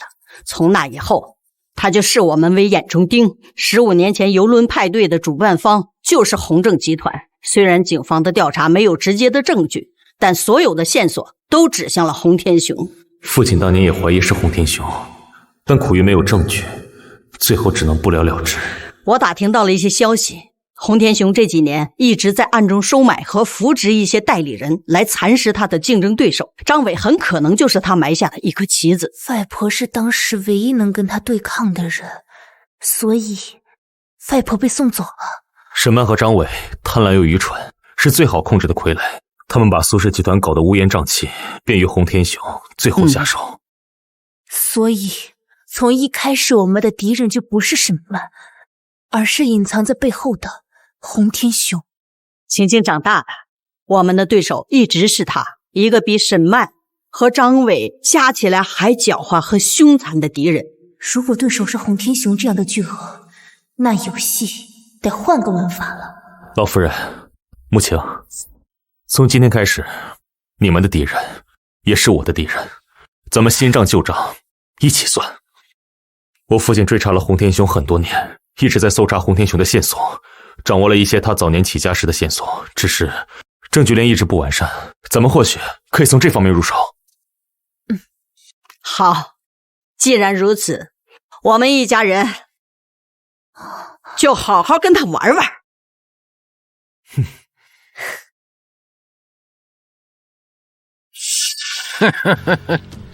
哎呀，铃兰这个老太婆还真是舍得，竟然把20%的创始股都交给了苏慕晴这个黄毛丫头。董事长，苏慕晴现在手握50%的股份，我们要不要调整一下计划，张伟和沈曼那条线已经废了。为什么要调整？我原本就想把苏氏集团这摊锅给他彻底搅黄了。哼，苏慕晴这个小丫头，她接手的不过就是一个烂摊子。哼，唉，傅晨燕15年前命大，没有淹死在海里，这次又出来多管闲事，他以为就靠他手上这点钱就能救活苏氏集团？哼，天真！那我们下一步是？苏慕晴不是刚上任吗？新官上任三把火，哼，现在正是春风得意的时候，那我们就再给他上一个大礼，让他这把火直接烧到他自己身上。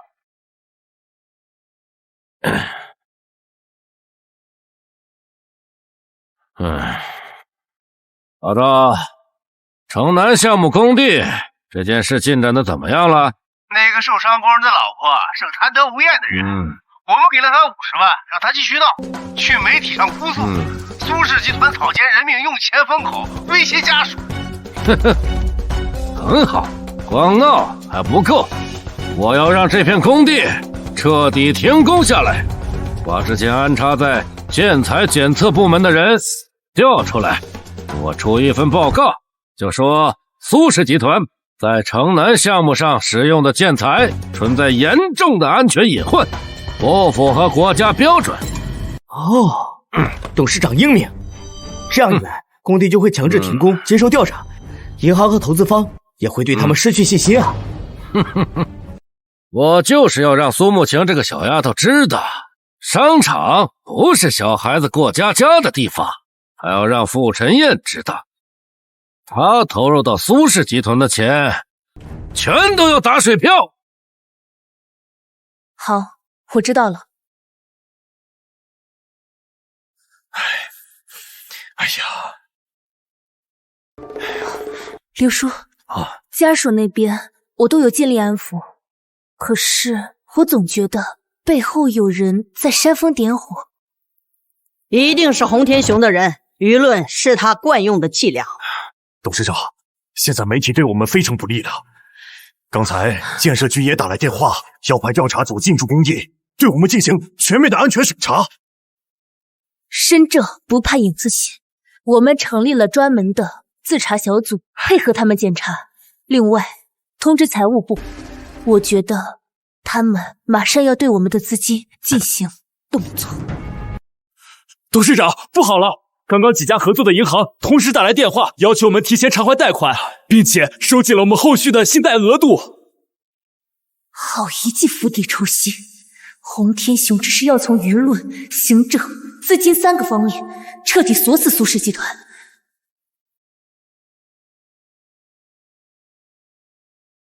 慕晴，别慌，银行那边我已经打过招呼了。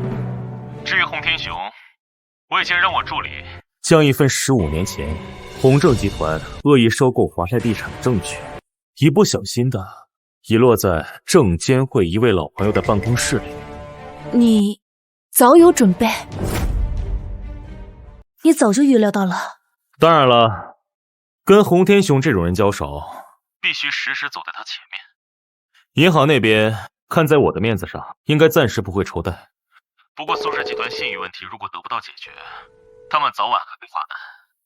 我知道，最主要的问题是工地和舆论。你说的对，他拿舆论攻击你，你就要拿舆论反击。他不是派人收买家属吗？这种事情最怕的就是反转。反转？对，咱们去找到这位家属，必须让他在媒体上承认他是受人指使，恶意抹黑苏氏。到时候，舆论的同情就会倒向你这边了。没错，对付小人就得用小人的办法。刘叔叔，麻烦你找一个机灵又靠谱的人，去了解一下工地里受伤工人的妻子，看他有没有接触过什么人，或者他的银行资金有没有什么外来入账。好的，我现在就去办。晴晴，你和傅家那小子配合的不错，看来我这个老太婆是真的可以放心退休了。外婆，现在还不到您退休的时候呢。洪天雄这老狐狸狡猾得很，您呀在背后为您孙女做后盾。放心，只要我这把老骨头还在，就绝不会让他得逞。不过傅晨燕帮你送了份礼，这步棋走得很好，洪天雄现在恐怕也自顾不暇的。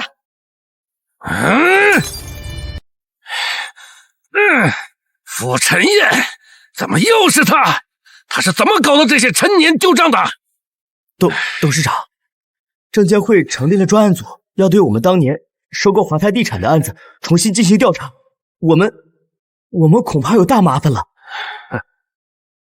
当年是用了见不得光的手段才完成了那次收购，如果被彻查，不仅公司会面临巨额罚款，我也会有牢狱之灾。哼，他是想用这种方式逼我收手，让我分心去处理证监会，没那么容易。哼，既然他要闹，那我就陪他闹得更大一点。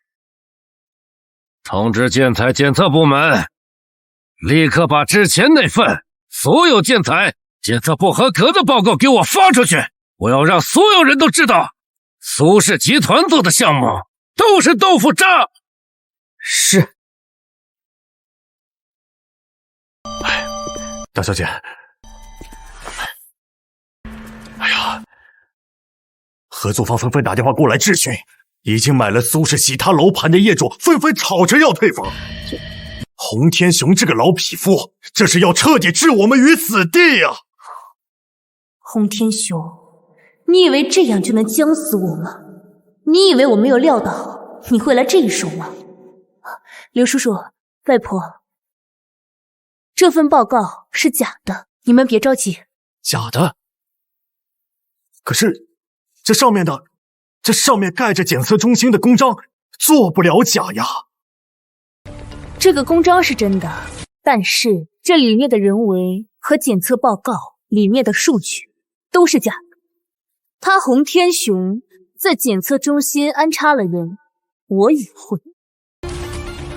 我早就预料到洪天雄会拿检测报告来做手脚，所以我早就在检测中心见到了副主任。他早年是我母亲资助过的人，为人正直，但一直被洪天雄安插的那个主任所打压。我把我的想法提前都告诉了他，让他在洪天雄安插人去伪造报告的时候，提前用隐藏摄像头记录下来了一切。所以我们手里有他伪造文件的证据。不错，我还让这位副主任为我们的工地做了安全检测，除了当时马志强采购的那批有质量问题，其他的都符合国家标准。我一来好像就是看到你们在开庆功会啊。还谈不上庆功，只是猎人布下陷阱，把狐狸给套住了。很好，你比我想象中进步得更快。现在人证物证都已齐全了，是时候该我们反击了。你想怎么做？洪天雄最喜欢用舆论当武器，那我们就开一场新闻发布会，邀请所有的主流媒体现场直播。我不仅要为苏氏正名，还要当着全国公众的面，把洪天雄钉在伪造公文、恶意诽谤的耻辱柱上。我不是人，我猪狗不如。苏总给了我老公最好的治疗，还给了我那么多钱，我却为了50万，50万，昧着良心污蔑他，污蔑苏氏集团。是一个自称洪氏集团的人找到我，给了我钱，叫我去媒体面前闹，说苏氏集团草菅人命。我一时鬼迷心窍，相信了。我对不起苏总，真是这样，对不起大家。各位媒体朋友，各位网友们，你们现在所看到的是真相，也不完全是真相。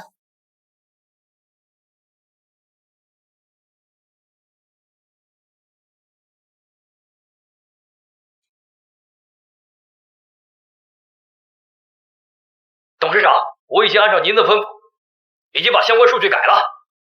这份报告出去以后，保证苏氏集团翻天覆地。宏正集团董事长洪天雄为了打压对方，不仅买通了工地里面受伤的家属，更是在检测报告中造了假人。啊，这样的啊，原来是这样啊！这大新闻啊！我这里是由检测公司副主任检测出来的场地检测报告，报告显示我们的建材都是非常健康和安全的。哦，原来是这样啊！是啊，这下可有专题写了。怎么能是这样这下大白啊！是啊，真没想到。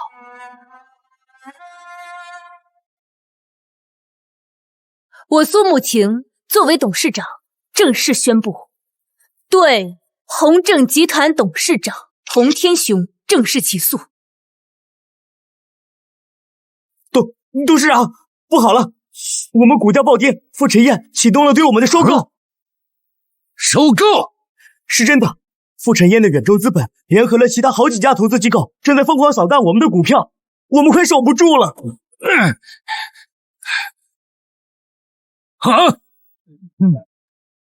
护盘！通知所有的操盘手，不惜一切代价给我护盘，把所有的资金都给我投进去。董事长，我们的资金大部分都已经被监证会给冻结了，剩下的备用金跟远洲资本的体量比起来，根本就是杯水车薪。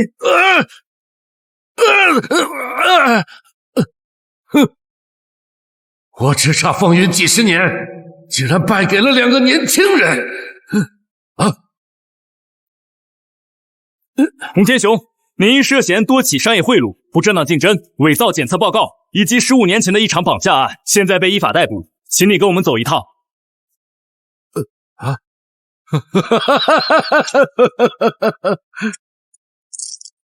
带走。哎呀，大喜事儿啊！宏正集团的董事会刚刚发来函件，他们愿意接受远洲资本的收购邀约，他们撑不住了！哈哈哈哈哈！恭喜你，苏董，不仅保住了自己的公司，还亲手打败了一个巨擘。也恭喜你，副总，以最小的代价吞下了一个商业帝国。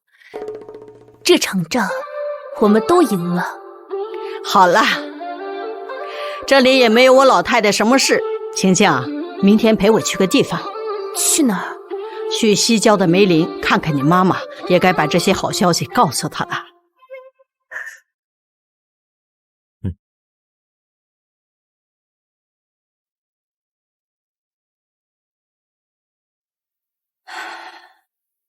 燕儿，你可以安息了。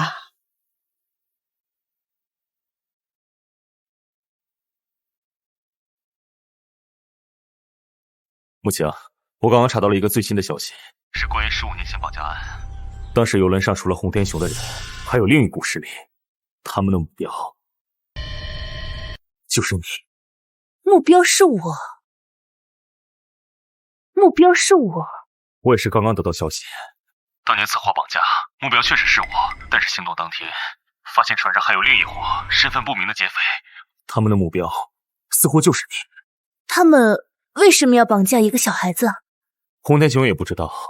当时2伙劫匪在船上发生了火拼，这才给了你母亲拉响警报和我被推下海的机会。可是他们在警察包围游轮之后就逃了，甚至没有留下一点痕迹。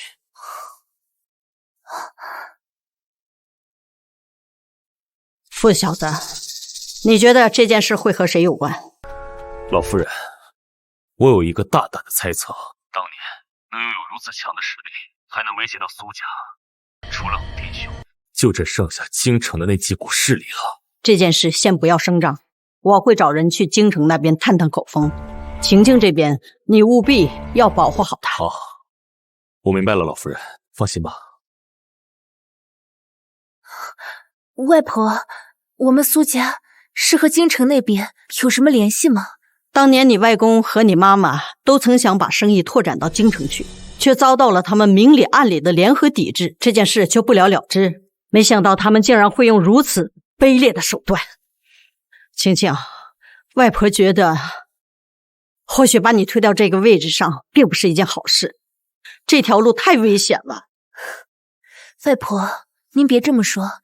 如果危险是注定的，那逃避是没用的。我已经不是需要妈妈保护的小女孩了。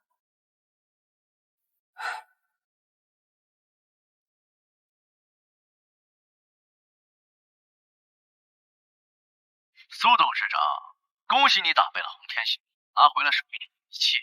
作为祝贺，我送你一份礼物，一份关于你亲生父亲。亲生父亲？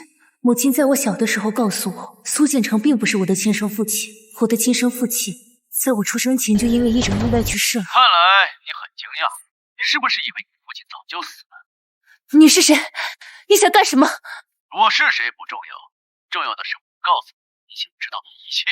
比如你的父亲不仅没有死，他还活得很好，他是一位你绝对意想不到的大人。你到底是什么人？再敢胡说八道，不管你跑到天涯海角，我都会把你给揪出来。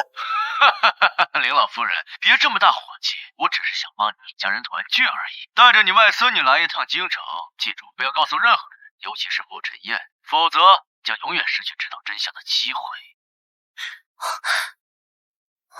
外婆，她说的是真的，我的亲生父亲，他还活着。我以为这件事情可以瞒你一辈子。你母亲当年的确有一段感情，那个男人的身份非常特殊，因为家族的反对，他们被迫分开了。当年你母亲已经有了你，为了你父亲的前途，我们对外宣称他已经去世，你母亲也答应以后永远不再和他联系。他是谁？他的名字我不能说，我只能告诉你，他是京城一位我们绝对惹不起的家族的继承人。看来15年前绑架案的神秘第三方势力，还有打来电话的神秘人，很可能都来自我亲生父亲的那个家族。他们为什么要这么做？是不希望我影响到家族的声誉和利益吗？外婆，所以这个电话是他家族的人打来的。我不知道他们的目的是想认回你，还是想除掉你。外婆，不管是龙潭还是虎穴，这个京城必须去，必须要搞清楚他们到底对我隐藏着什么秘密。好，外婆陪你一起去。苏董，老夫人，沈妈被保释了。什么？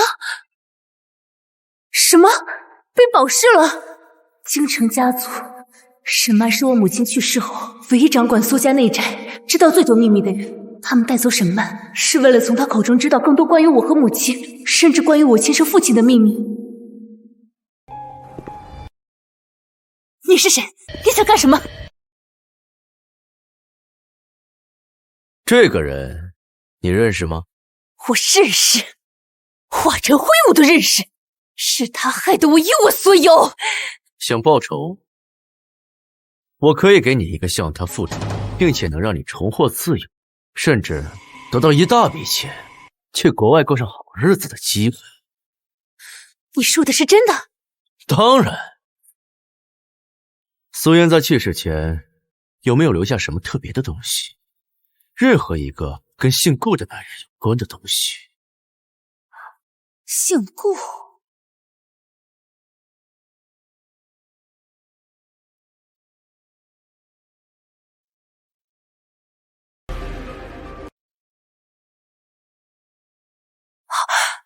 我好像有点印象，但是你们必须保证我的安全，并且把钱给我。哼，你现在没有资格跟我谈条件。帮我转告傅晨燕，京城我必须去，让他放心，我会保护好自己。外婆，我们不能按对方的节奏走，既然他们想让我去京城，我们就主动出击。不过我们不能被动的等他们联系我。晴晴，你有什么计划？既然他们想知道我的消息，那我就主动给他们一些消息。这是你亲生父亲送给他的信物，雪域麒麟，这是1个钟的一半，另一半应该在你亲生父亲身上。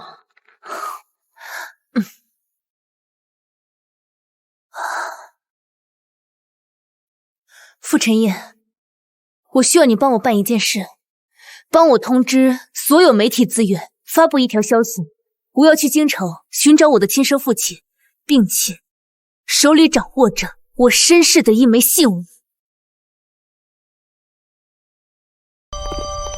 青酱，你这一招引蛇出洞实在是太过冒险，你把自己变成了活靶子，京城是龙潭虎穴。外婆，我们现在只有这样才能有一线生机，而且他们带走了沈曼，就说明他们急了。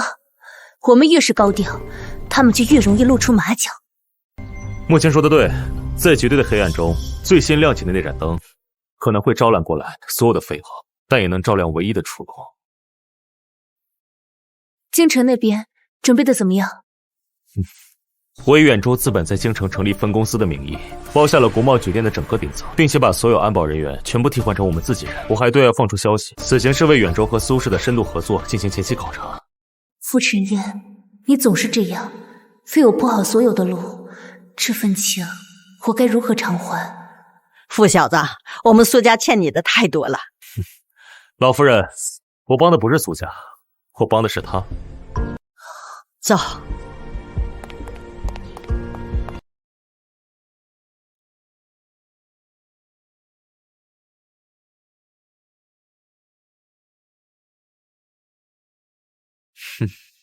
二爷，消息确认了，苏慕晴一行人已经登上了飞往京城的航班，同行的还有苏家的老太婆林兰，以及远州资本的傅晨燕。傅晨燕，他掺和的挺深呢，看来我那素未谋面的侄女手段不简单呢。二爷，我们为什么不能直接在路上？蠢货！现在他万众瞩目，动他就相当于告诉所有人，我们顾家心虚。他不是喜欢高调，他不是要来京城寻亲吗？那我们就拿出主人的姿态，好好的欢迎他。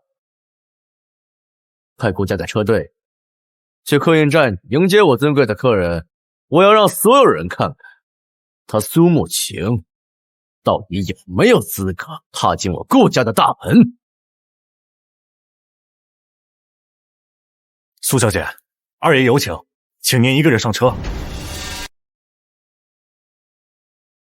苏小姐，我们二爷有请，请您一个人上车。你们二爷好大的架子！副总，这是我们顾家的家事，二爷说了，他只想跟自己的侄女单独谈谈。好，我跟你去。晴晴，太冒险了。你们放心，现在全天下的眼睛都盯着我，只要我上了车，出了任何意外，他们顾家的声誉就全完了。你们先去酒店等我消息。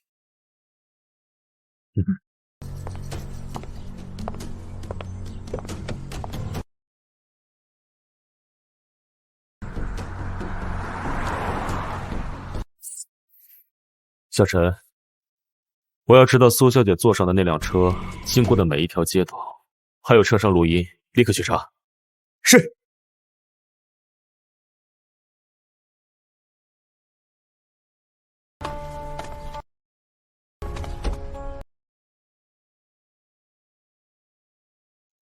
你就是苏慕晴，我大哥的女儿。我是。您就是顾燕之先生？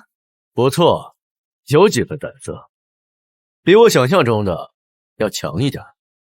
既然来了，就进来喝杯茶吧，顺便也让我看看你究竟有没有资格认祖归宗。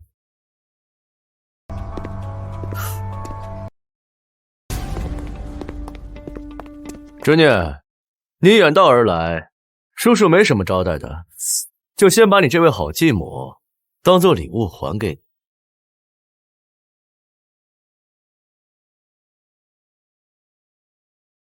坐，别拘束，就当是自己家。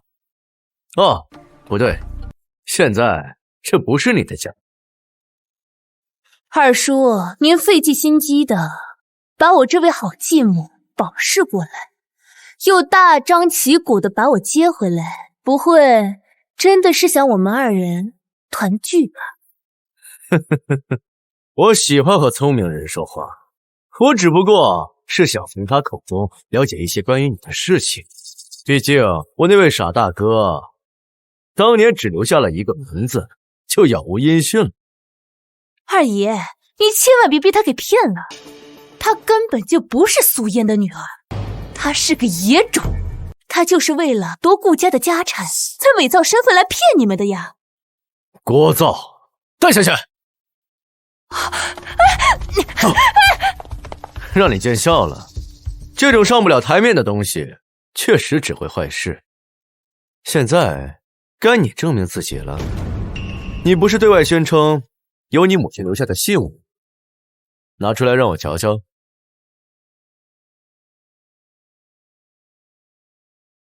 哎，二叔，信物我可以给你看，但我既然来了京城，我想知道我的亲生父亲现在在哪儿，他过得还好吗？好，真不愧是我大哥的女儿，有几分他的风骨。3天后是我们顾家的家宴，到时候我会向家族的长老们正式介绍你。如果你能通过他们的考验，得到他们的认可，我自然会带你去见他。不过我得好好提醒，我们顾家的家宴，京城有头有脸的人物都会来，你可得好好准备一份见面礼，否则丢的是我们顾家的脸。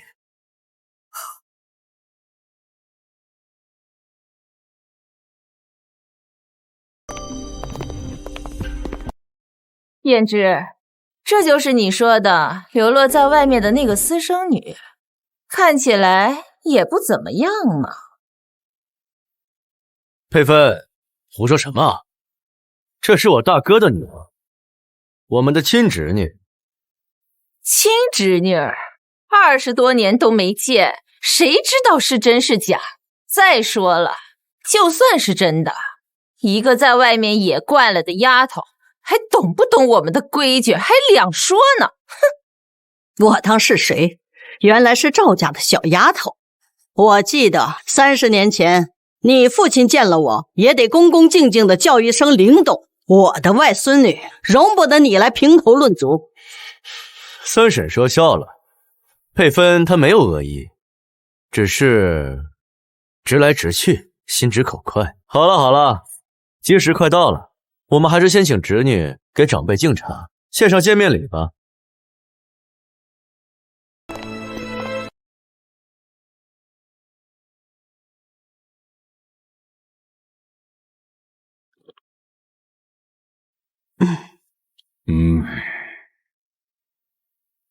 丫头，听说你此次来带了见面礼。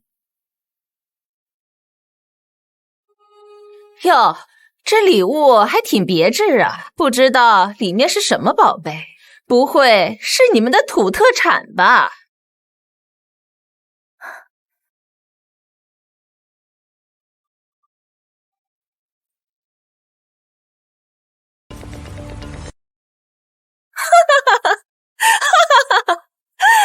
我还以为是什么呢，搞了半天就是几本破书啊！侄女儿，你是不是太寒酸了点？这可配不上我们顾家的门面呐！这是宋代失传近100年的孤本啊！什么？哎呀，好孩子呀！你这礼真送到老爷子我心窝里去了。这是你妈妈当年的收藏吗？我记得她当时也酷爱收集古籍呀。回三叔公的话，这确实是家母生前最喜欢的一本藏书。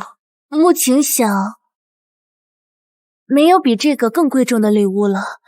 今日借花献佛，也是完成母亲的一份心意。好。胭脂啊，配方，你们看看，这才是我们顾家的古风和底蕴。什么金银珠宝，俗不可耐。以后啊，谁敢对这丫头无礼，就是对我老头子不留情面。哼，好一个借花献佛！侄女儿，你现在算是得到三叔公的认可，接下来我便带你去看看那些不认可的人。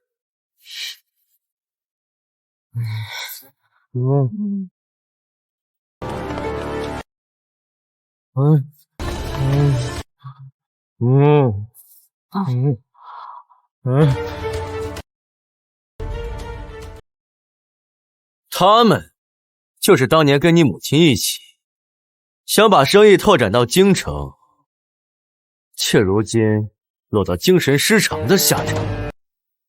侄女，你觉得你的下场会和他们有什么不同？李总，王总，你们还认得她吗？她就是苏嫣的女儿。你们当年可都是因为她的雄心壮志，才落得现如今的下场。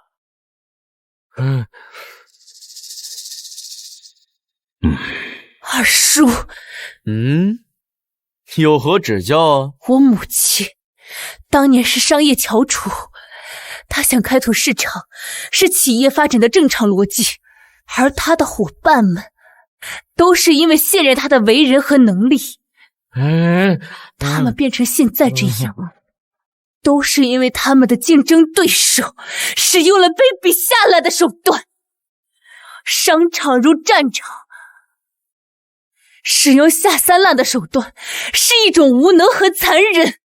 我苏慕青要完成我母亲未完成的使命，更要为他们这些受害者讨回一个公道。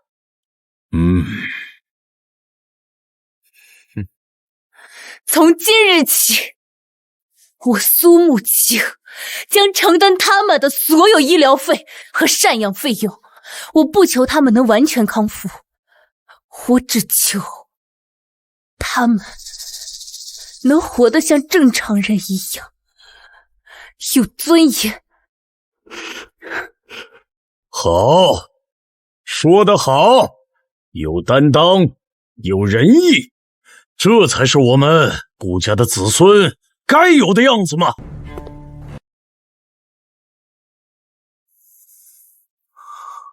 我们远州资本将成立一股慈善资金，专门用于救助那些在商业竞争被不正当手段恶意伤害的企业家，还有那些孩子。而这家慈善机构的管理者由苏慕情董事长担任。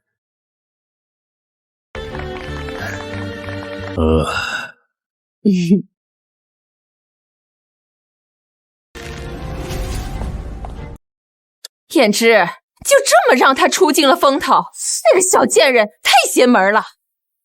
我是小看他了，也小看了傅晨燕。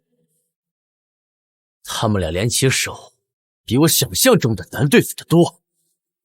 大哥那边他这么一闹，三叔公肯定会逼着你带他去见大哥的。哼，我当然会让他见，不过是在什么情况下见，以什么方式见，可由不得他。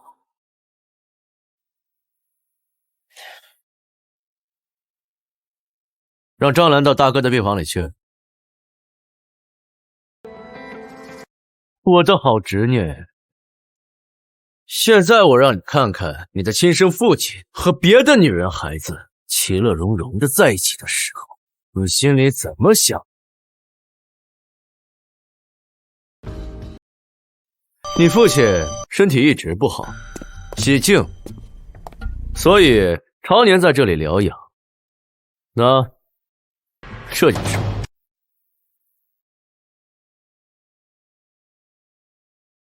他有了新的家庭，新的妻子，新的孩子，那我算什么？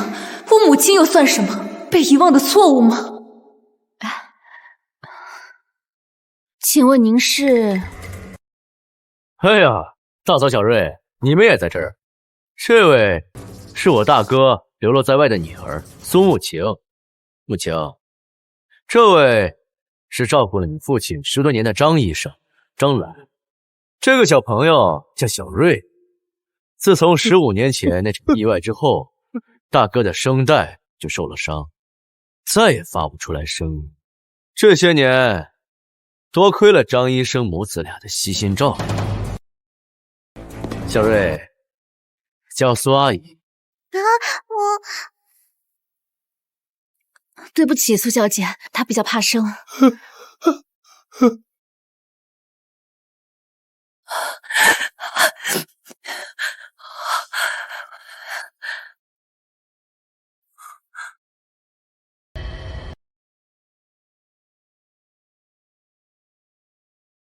装的，是不能说话是装的，还是瘫痪在轮椅上是装的，或者刚才那一家3口其乐融融的画面也是装的。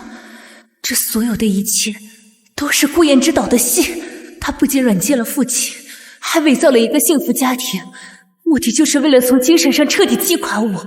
顾燕之，你好狠的心！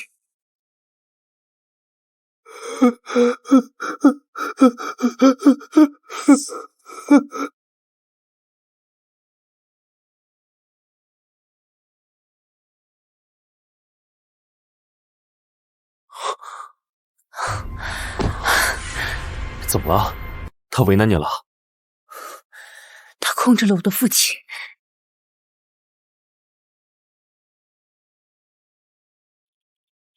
这个顾衍之，他居然用攻心计。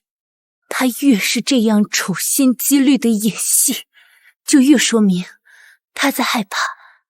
他害怕我和父亲相认，他害怕我的父亲回到顾氏，他害怕父亲将顾家的权利重新夺回去。所以，你父亲不能说话，不能行动，很可能是假的，是他被顾燕之以疗养为名，整整困住15年。那个护士说，我父亲的扶手下面藏有东西，我想，那应该是父亲想给我的线索。可是，我现在被盯得死死的，根本就靠近不了那间病房。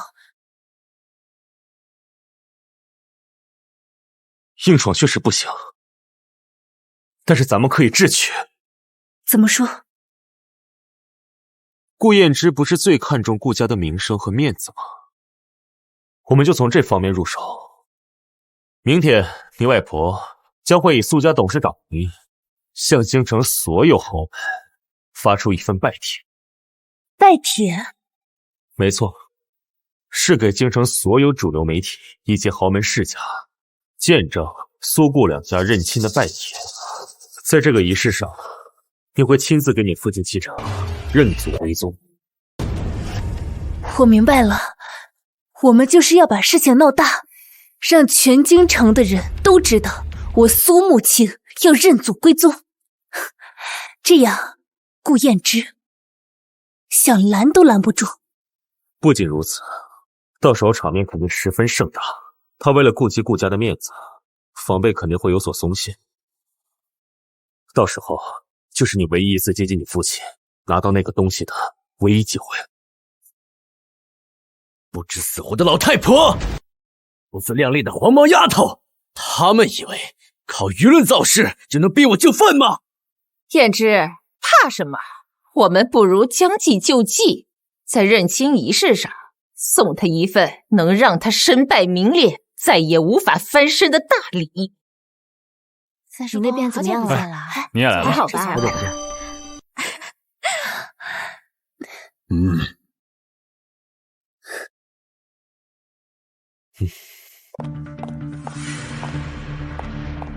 请苏慕晴女士端茶行认亲大礼。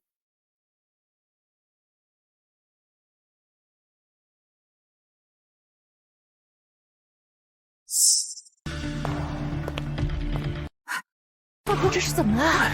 这是怎么回事？吹过来了。等一下。陈老师，陈老师，陈老师说什么？怎么回事啊？我反对，这个女人根本不是我们顾家的血脉。是这样的事。陈老夫人，您怎么来了？您不是一直在国外休养吗？来了，他们安排的演员登场了。陈老夫人，早年京城有名的交际花，跟京城的各个豪门都有往来。后来嫁入陈家，陈家败落之后，就靠着贩卖一些豪门秘闻为生。我今天来就是揭穿这个女人，她根本就不是燕婷的女儿。陈老夫人，饭可以乱吃，话可不能乱说。燕芝，你就是太善良了，才被他们蒙骗。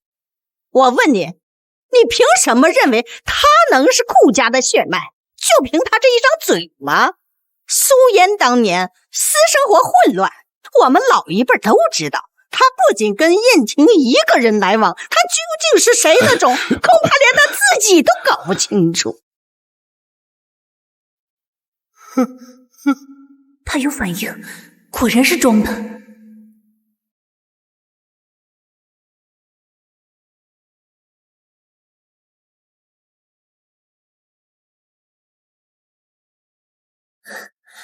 陈老夫人，您说我母亲是私生活混乱，您有实证吗？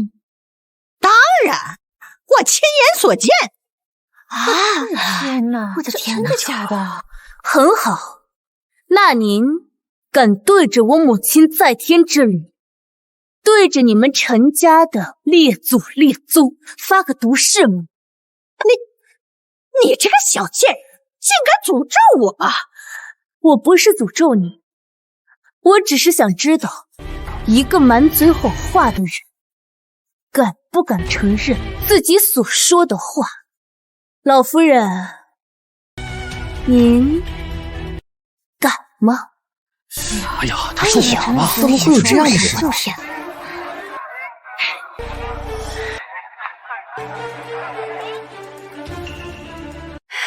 各位来宾，各位媒体朋友们，刚刚接到一份来自警方的最新通告，陈老夫人的儿子因涉嫌巨额赌博和诈骗，已被警方正式逮捕，并且欠下了巨额贷款。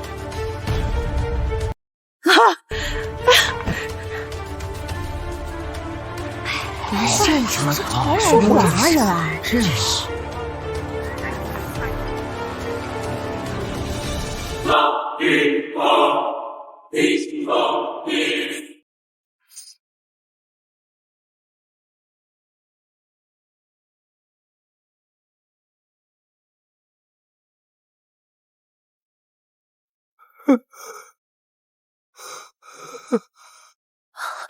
爸，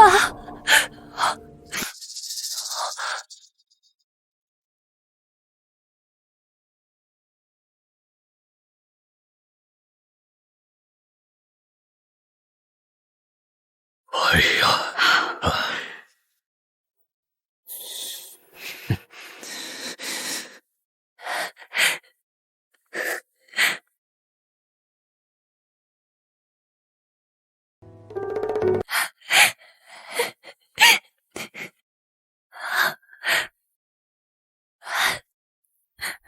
燕婷，这些年你是怎么过来的？为什么不反抗？为什么不联系我们呢？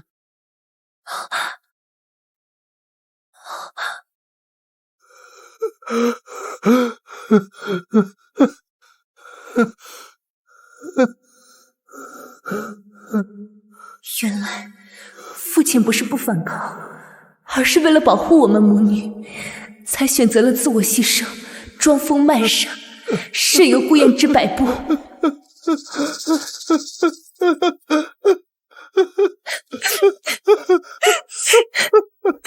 爸，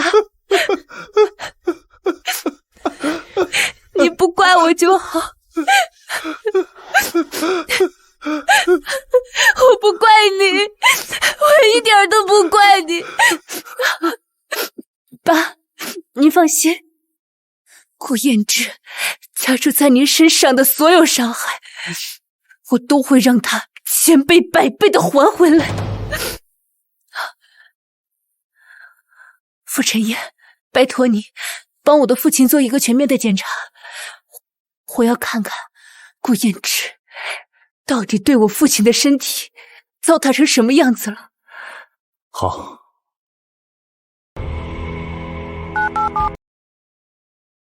给我请国内最顶尖的治疗团队过来，快！顾先生之所以不能说话、不能行动，是因为被人长期注射了一种未知的神经性病毒。这种病毒会持续的破坏他的中枢神经，如果暂晚发现半年，他就会变成真正的。医生，你说什么？中毒？千真万确，这种毒素虽然不会致命，但是会长期持续的破坏人体的神经系统。这是一种极其残忍的慢性谋杀。顾燕之这个畜生，连自己的亲大哥都下此毒手，真是丧心病狂！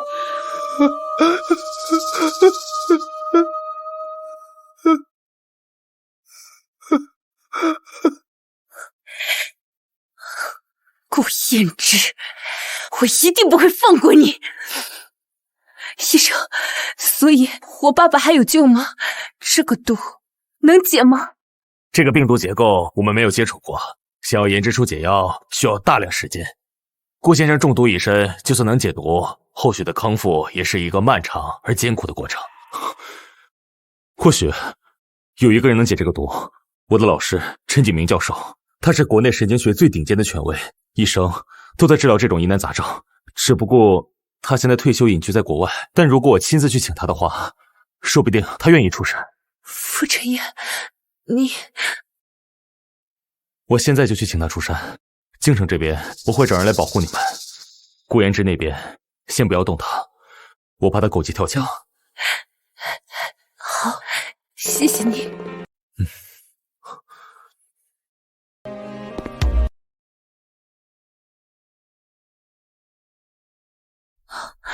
外婆，我要顾氏集团。好，外婆支持你。顾燕之这些年在公司里安插了不少亲戚，但也得罪了不少人。我们就从那些对他心怀不满的元老和股东入手，分化他们，拉拢他们。燕之，现在怎么办？大哥落到了他们手里，万一他恢复了？恢复不了，张兰给他注射了这么多年的毒，神仙也救不活。我现在怕的是苏慕晴那个小贱人会拿大哥当幌子来跟我抢公司的控制权。二爷，不好了，公司里好几个老董事突然联合起来，要召开紧急股东大会，要重新选举董事长。他们还拿到了您挪用公款、填补海外投资亏空的证据。证据？他们从哪里拿到的证据？据说是傅晨燕在离开京城前，把他手上掌握的关于您的所有黑料都交给了苏慕晴。傅晨燕，他们想召开股东大会，他们想夺权，没那么容易。只要我还是顾氏总裁一天，这个公司就由我说了算。立刻通知财务部，以开发海外项目的名义，把公司账户上可以挪动的所有流动资金全部打到我瑞士的秘密账户上。二爷，这是要犯法的。犯法？老子他们都被逼上绝路了，还管他们什么法不法？得不到的东西，他们也别想得到。叶芝，你冷静点，这么做我们就真的没有退路了。哼！苏慕晴和傅晨燕那两个小畜生给我留退路了吗？我现在就把钱转走，到国外去。你们两个快去收拾东西，我们立刻就走。公司内部的事，你打算怎么办？我们准备……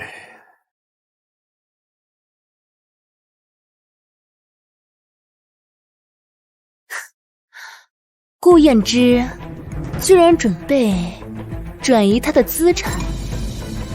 这个畜生，他这是要毁了顾家几十年的基业呀！青青，我们必须立刻阻止他。外婆，您别急，让他转。大小姐，这可使不得呀！那可是几十亿的流动资金，一旦转出去，公司立刻就会陷入瘫痪啊！刘叔叔，您别急，让他转。哎呀，我等的就是他走出最后一步。他以为这是他的救命稻草，实际上，这是我为他挖好的坟墓。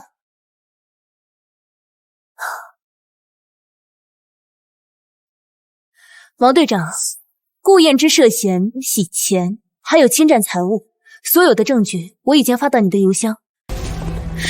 喂，亨利，钱都到账了吧？顾燕之、赵佩芬，你们因涉嫌多起严重经济犯罪被正式逮捕。都是苏慕晴，都是这个小贱人，我做鬼也不放过他！这……燕之，燕之，你怎么了？你醒醒，你别吓我，燕之！完了，全完了！哎呀，完了！顾家几十年的基业要毁在我们手里了！这也完蛋了，完蛋了！账上连下个月的工资都发不出来了，银行的贷款、供应商的货款，拿什么还？各位叔伯，我知道大家现在最担心的问题是什么。我今天来就是想告诉大家，顾氏集团不会倒。这是我与远州资本共同为顾氏集团定制的一份重组计划。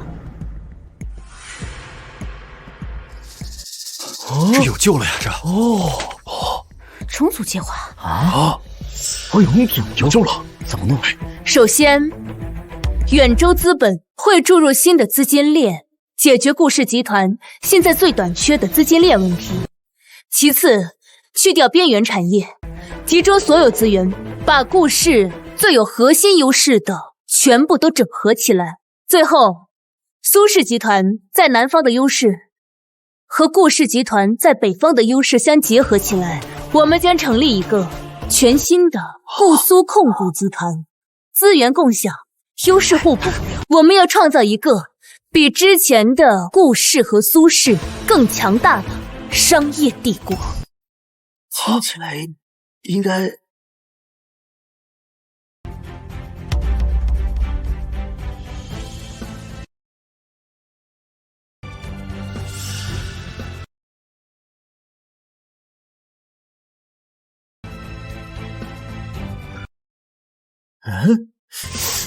唯一继承人，好，太好了啊！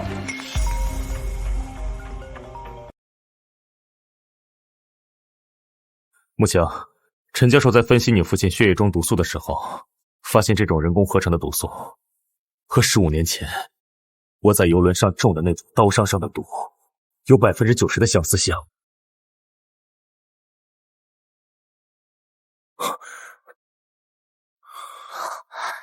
90%的相似性，看来15年前在游轮上给傅晨燕一刀的人和给父亲下毒的，很可能都出自同一伙人之手。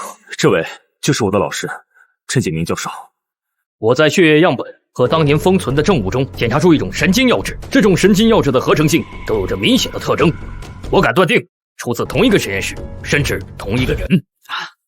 这种毒剂成本极高，工艺极难，能够掌握这种技术的只有3家，现在有一家在京城，隶属于京城顾氏医药集团。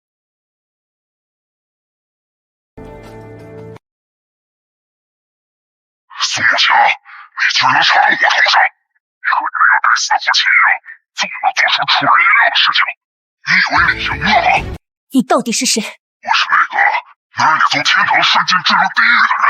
你不是想知道你母亲是怎么死的吗？你不是一直以为她是病死的吗？我告诉你，她不是病死的，她是被我亲手逼死的。当年我给了她一个选择，要么她带着这个业主永远的消失，要么我就让你那个在记者前途无量的亲生父亲身败名裂，一无所有。你猜她选了哪个？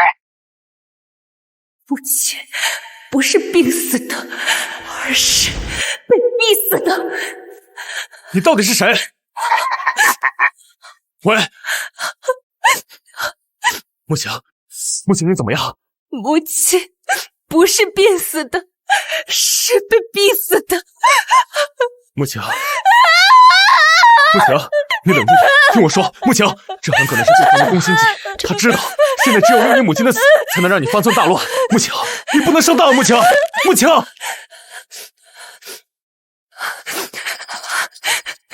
陈烨，你说的对，我不仅不能乱，我还要变得更强大，更冷静。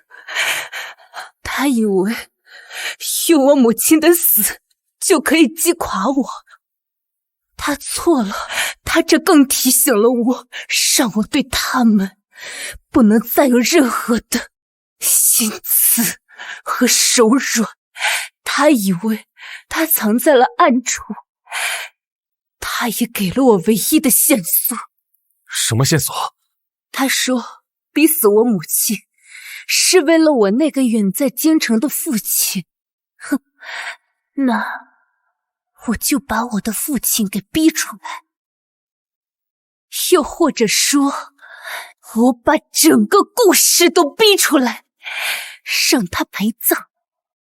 哦，慕情，你想清楚，那也是你的家。家？我早在我母亲去世的那一刻已经没有家了，现在我只想为他讨回一个公道。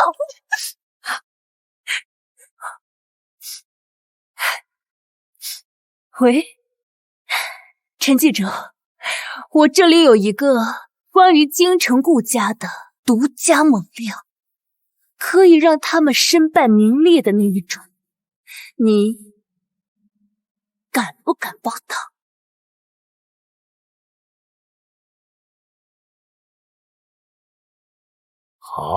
好你个小杂种，为了一个死去多年的女人，竟不惜毁掉我顾家100年的基业，他是在刨我顾家的根啊！老爷，现在外面的舆情已经完全失控了，几位旁系的族老爷打电话来质问我们到底怎么回事，我们的几个核心项目也被紧急叫停了。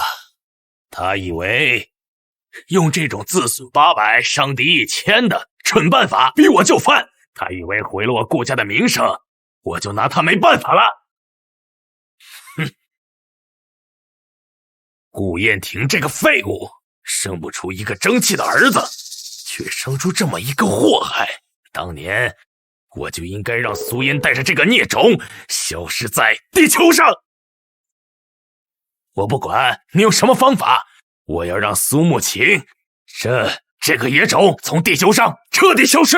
老爷，这要是被查出来，那就做得干净点，让他死得像个意外，一个为家族丑闻而引咎自尽的懦弱的失败者。去办。是。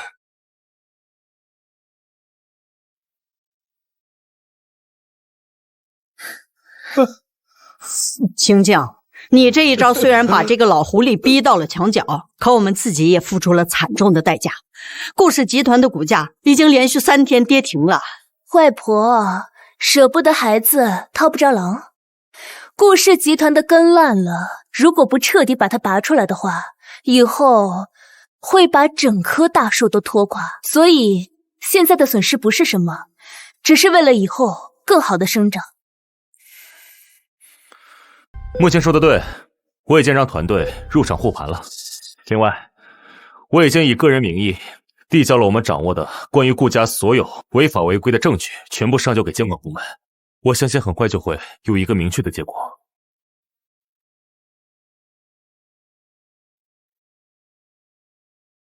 我把他最后的遗物给你，你一个人来。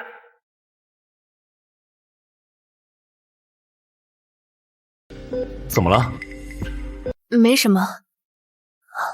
爸，外婆，我突然有一些呼吸不通畅，我想出去散散步。去吧，别想太多，这里有我和陈燕呢。母亲最后的遗物，无论这是不是陷阱，我都必须去。我一定要知道当年您究竟经历了怎样的绝望。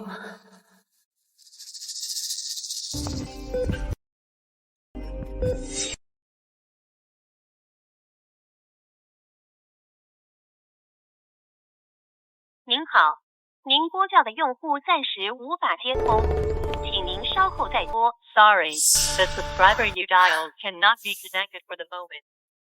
我来了！你是谁？快出来！苏小姐好胆色，居然真的敢一个人过来。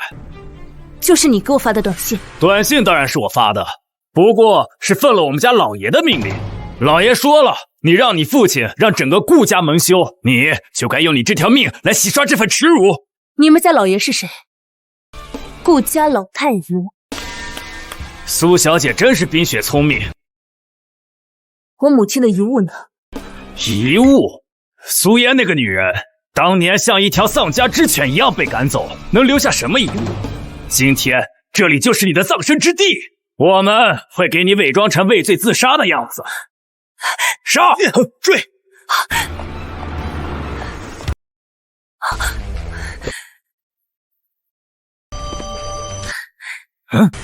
好大的胆子，连我的人都敢动！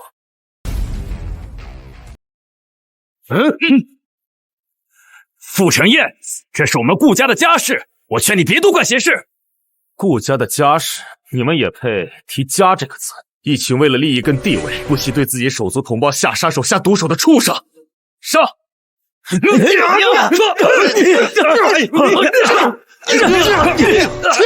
为什么不告诉我？为什么把自己置身于这么危险的地方？你知不知道，如果我晚来，后果会是什么？我只是不想再让你为我冒险了，而且我太想知道我妈妈的真相。你的事就是我的事，你的危险就是我的危险，以后有什么可以告诉我。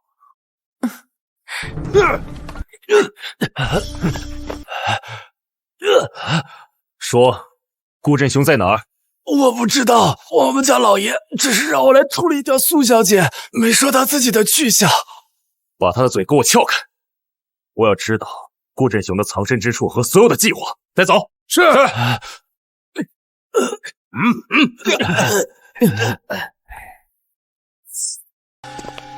丫头，我这有一份录音，或许你们愿意听一听。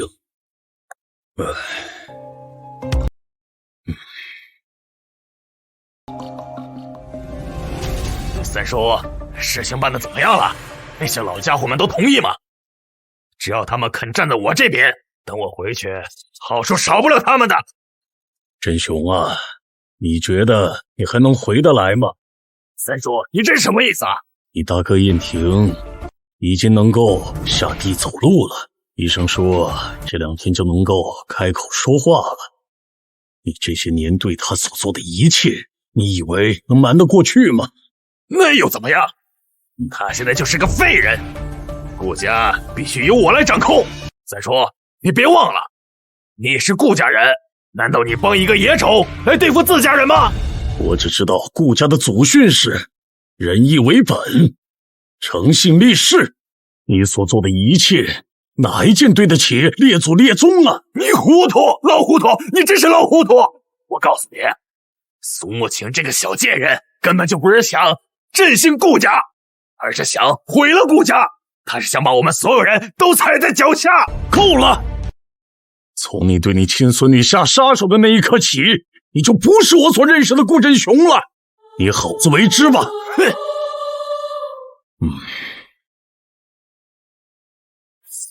这个老匹夫死到临头了，还想着要掌控一切。他越是这样，说明他们已经无计可施，只能通过这种方式来蛊惑人心。三叔公，谢谢您在大是大非面前选择了正义。哎，不要这样说，我们顾家对不起你们母女。我作为长辈啊，没能阻止悲剧的发生，我有罪啊。这是你母亲离开京城前留下给你爸爸的一封信，托我交给你父亲。那时啊，燕婷已经被振雄控制了，我没有能亲自交到他的手里。这封信啊，在我这儿放了20多年了。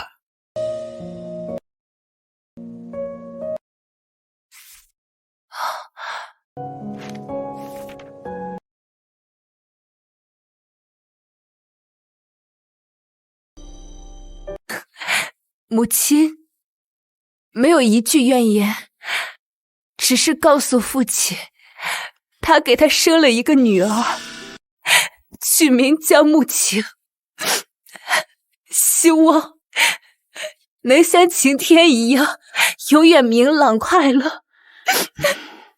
他告诉父亲，不要找他，不要怪任何人，好好的活下去，连着他的那一份活下去。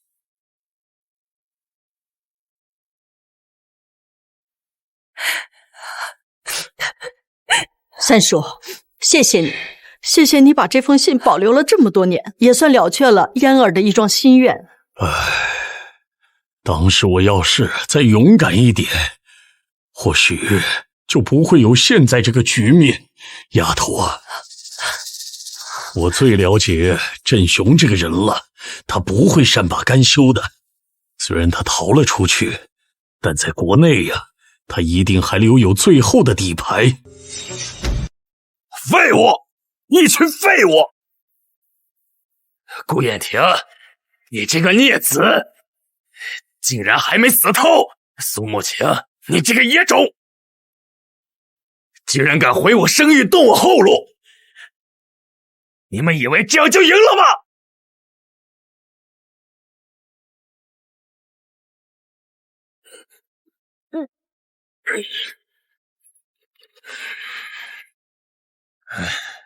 我顾振雄在商场上斗了一辈子，从来没输过。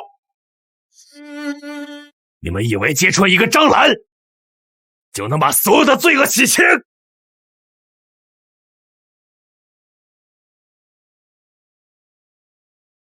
老鬼，是我，该是你报答我当年救命之恩的时候了。我给你一个人的资料，苏慕晴，我要让他身败名裂，众叛亲离，让他尝尝比死还难受的滋味。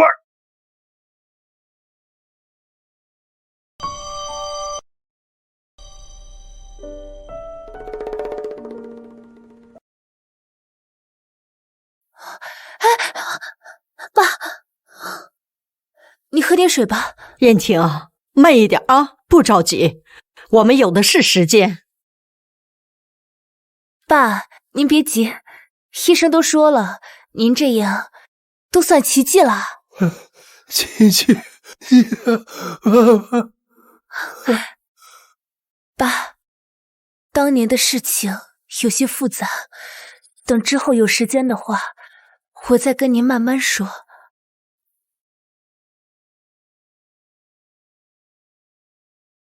看来我们苏董事长已经完全进入状态了。没办法，烂摊子太多，只能一点点收拾。对了，顾振雄那边现在什么情况？这就是我来找你的目的。他虽然人在国外，但是并没有闲着。我的人查到，他最近在跟一个叫老鬼的人联系。老鬼？一个臭名昭著的舆论操盘手，最擅长捕风捉影，歪曲事实，制造谎言。这些年在国内犯了事，逃到了国外，专门接一些抹黑攻击的脏活。我担心他们的下一个目标就是你的母亲。他想攻击一个已经去世的人，他还有没有人性？对于他们来说，只要完成目标，任何底线都可以践踏。而且你父亲的康复现在才是你目前最大的精神支柱。他们如果想要击垮你，肯定会在你最在乎的人身上下手，让你跟你的父亲之间产生裂痕。苏董，不好了，快看网上的新闻！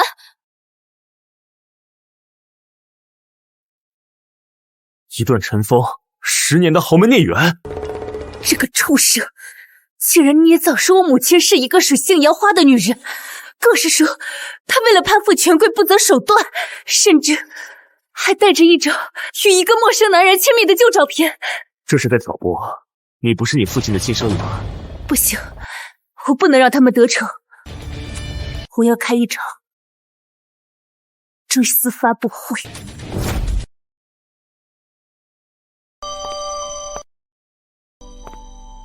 我今天站在这里，不是以顾苏董事长的身份，而是以一名女儿的身份。感谢大家抽出百忙时间来参加我母亲苏嫣的追思会。最近网络上出现了一些我母亲的谣言，试图污蔑一个已经逝去的人的清白。对此，我不想解释，也不屑于解释。我母亲的一生坦荡、磊落，无愧于心，更无惧于任何污蔑。我的母亲，她曾是一个很有才情的女子，也曾是商场上叱咤风云的女企业家，但对我而言，她首先是一位母亲。她教我写字、读书，教我明辨是非，教我无论身处何种困境，都心怀善良，坚守底线。我知道，那个躲在阴暗处的人，此刻正在看着这场直播。我只想告诉你，你错了。你以为用那些谎言可以摧毁一切，但你摧毁不了的是爱，是记忆，是人心。为了告慰我母亲的在天之灵，也为了让真相永存，我决定以我母亲苏嫣的名义成立一个慈善基金会。我将我名下10%的股份注入基金会，基金会未来所有的收益将会资助那些因商业恶意竞争而受到伤害的人。我母亲的一生都在与偏见和不公平做斗争，希望她的精神可以传递下去，永远的延续下去，帮助那些更多像她一样为了梦想而奋斗的人们。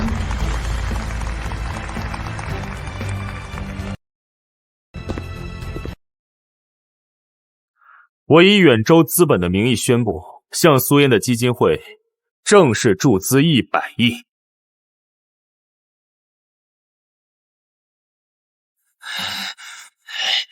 老爷，我们好像失算了。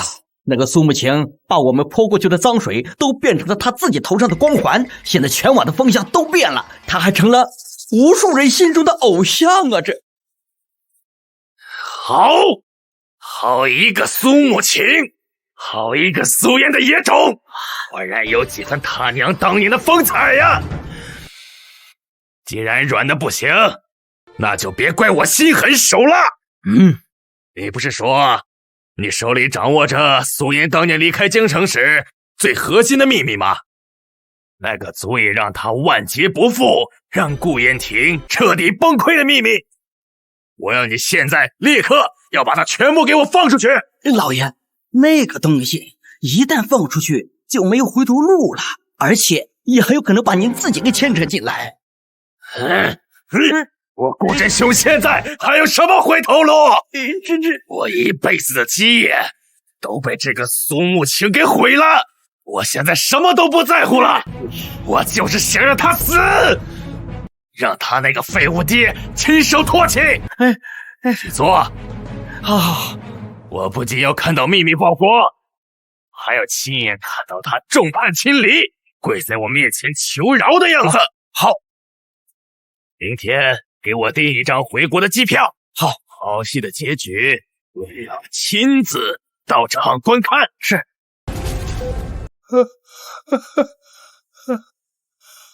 爸，你吃。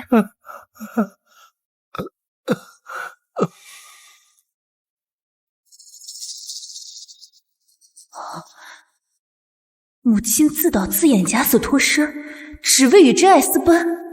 一份来自20年前的绝笔信曝光，母亲向父亲坦白，自己早已爱上了别人，为了追求所谓的真爱，不得不选择假死的方式来摆脱顾家和世俗的束缚，还恳求顾燕婷不要找他，好好把我抚养成人。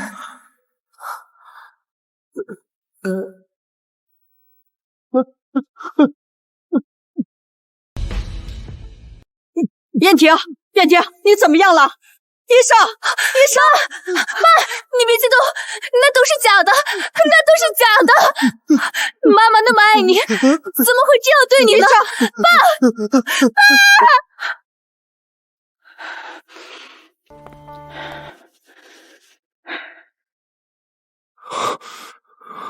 顾真雄回来了，别怕，有我在。他终于坐不住了，他以为用一封伪造的信就能得逞，他以为他掌控了一切，他错了。我会让他知道他所做的一切所承受的代价是什么。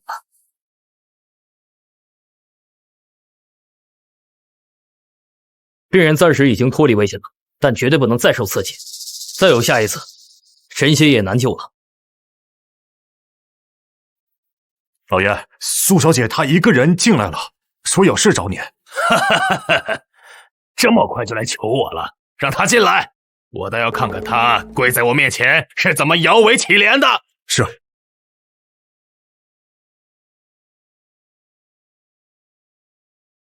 怎么，这么快就撑不住了？是来求我放你一条生路，还是来求我不再折磨你那个废物爹了？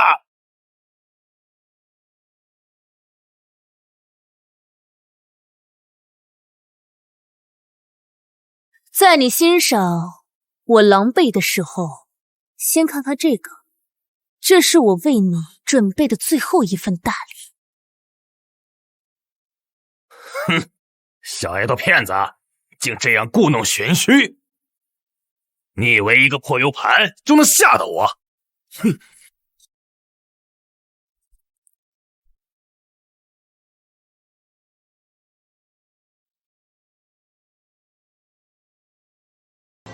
李总，签了这份股权转让协议，再模仿苏烟的笔迹签个字，我保证让你安全离开，再给你一大笔钱。哎，你不是挺会模仿别人写字的吗？啊？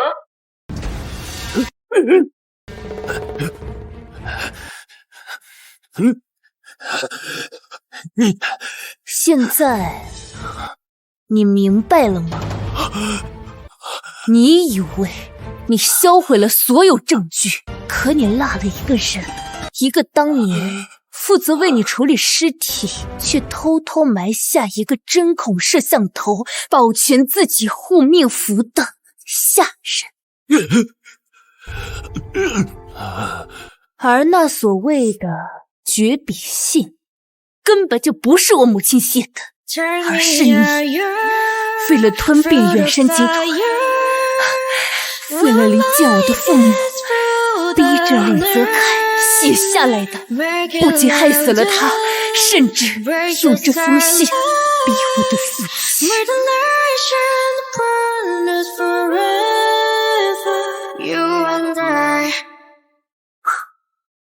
这是我和我父亲的 DNA 报告。你所有的阴谋，在铁证面前，都像一个笑话。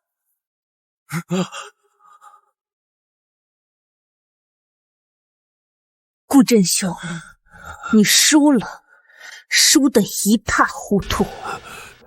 我没说，我要杀了你！我要让你和你那个妈一起下地狱！我要杀了你！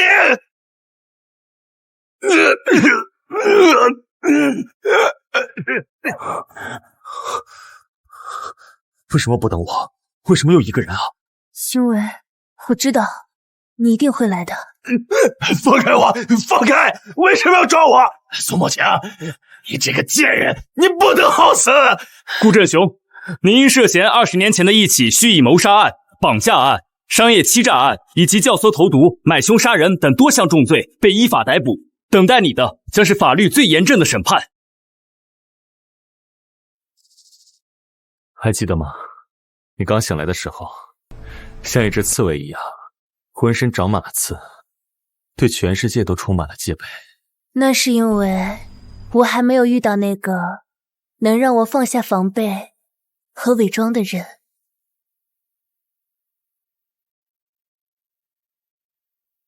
傅晨燕，谢谢你，谢谢你在我最黑暗的时候照亮我的世界，让我有了一束光。谢谢你，让我冰冷的世界从此有了温暖。我昏迷的那3年，像是做了一个很长很长的噩梦。那现在呢？现在我有了你，我睁开眼，看到了你，看到了阳光，看到了未来。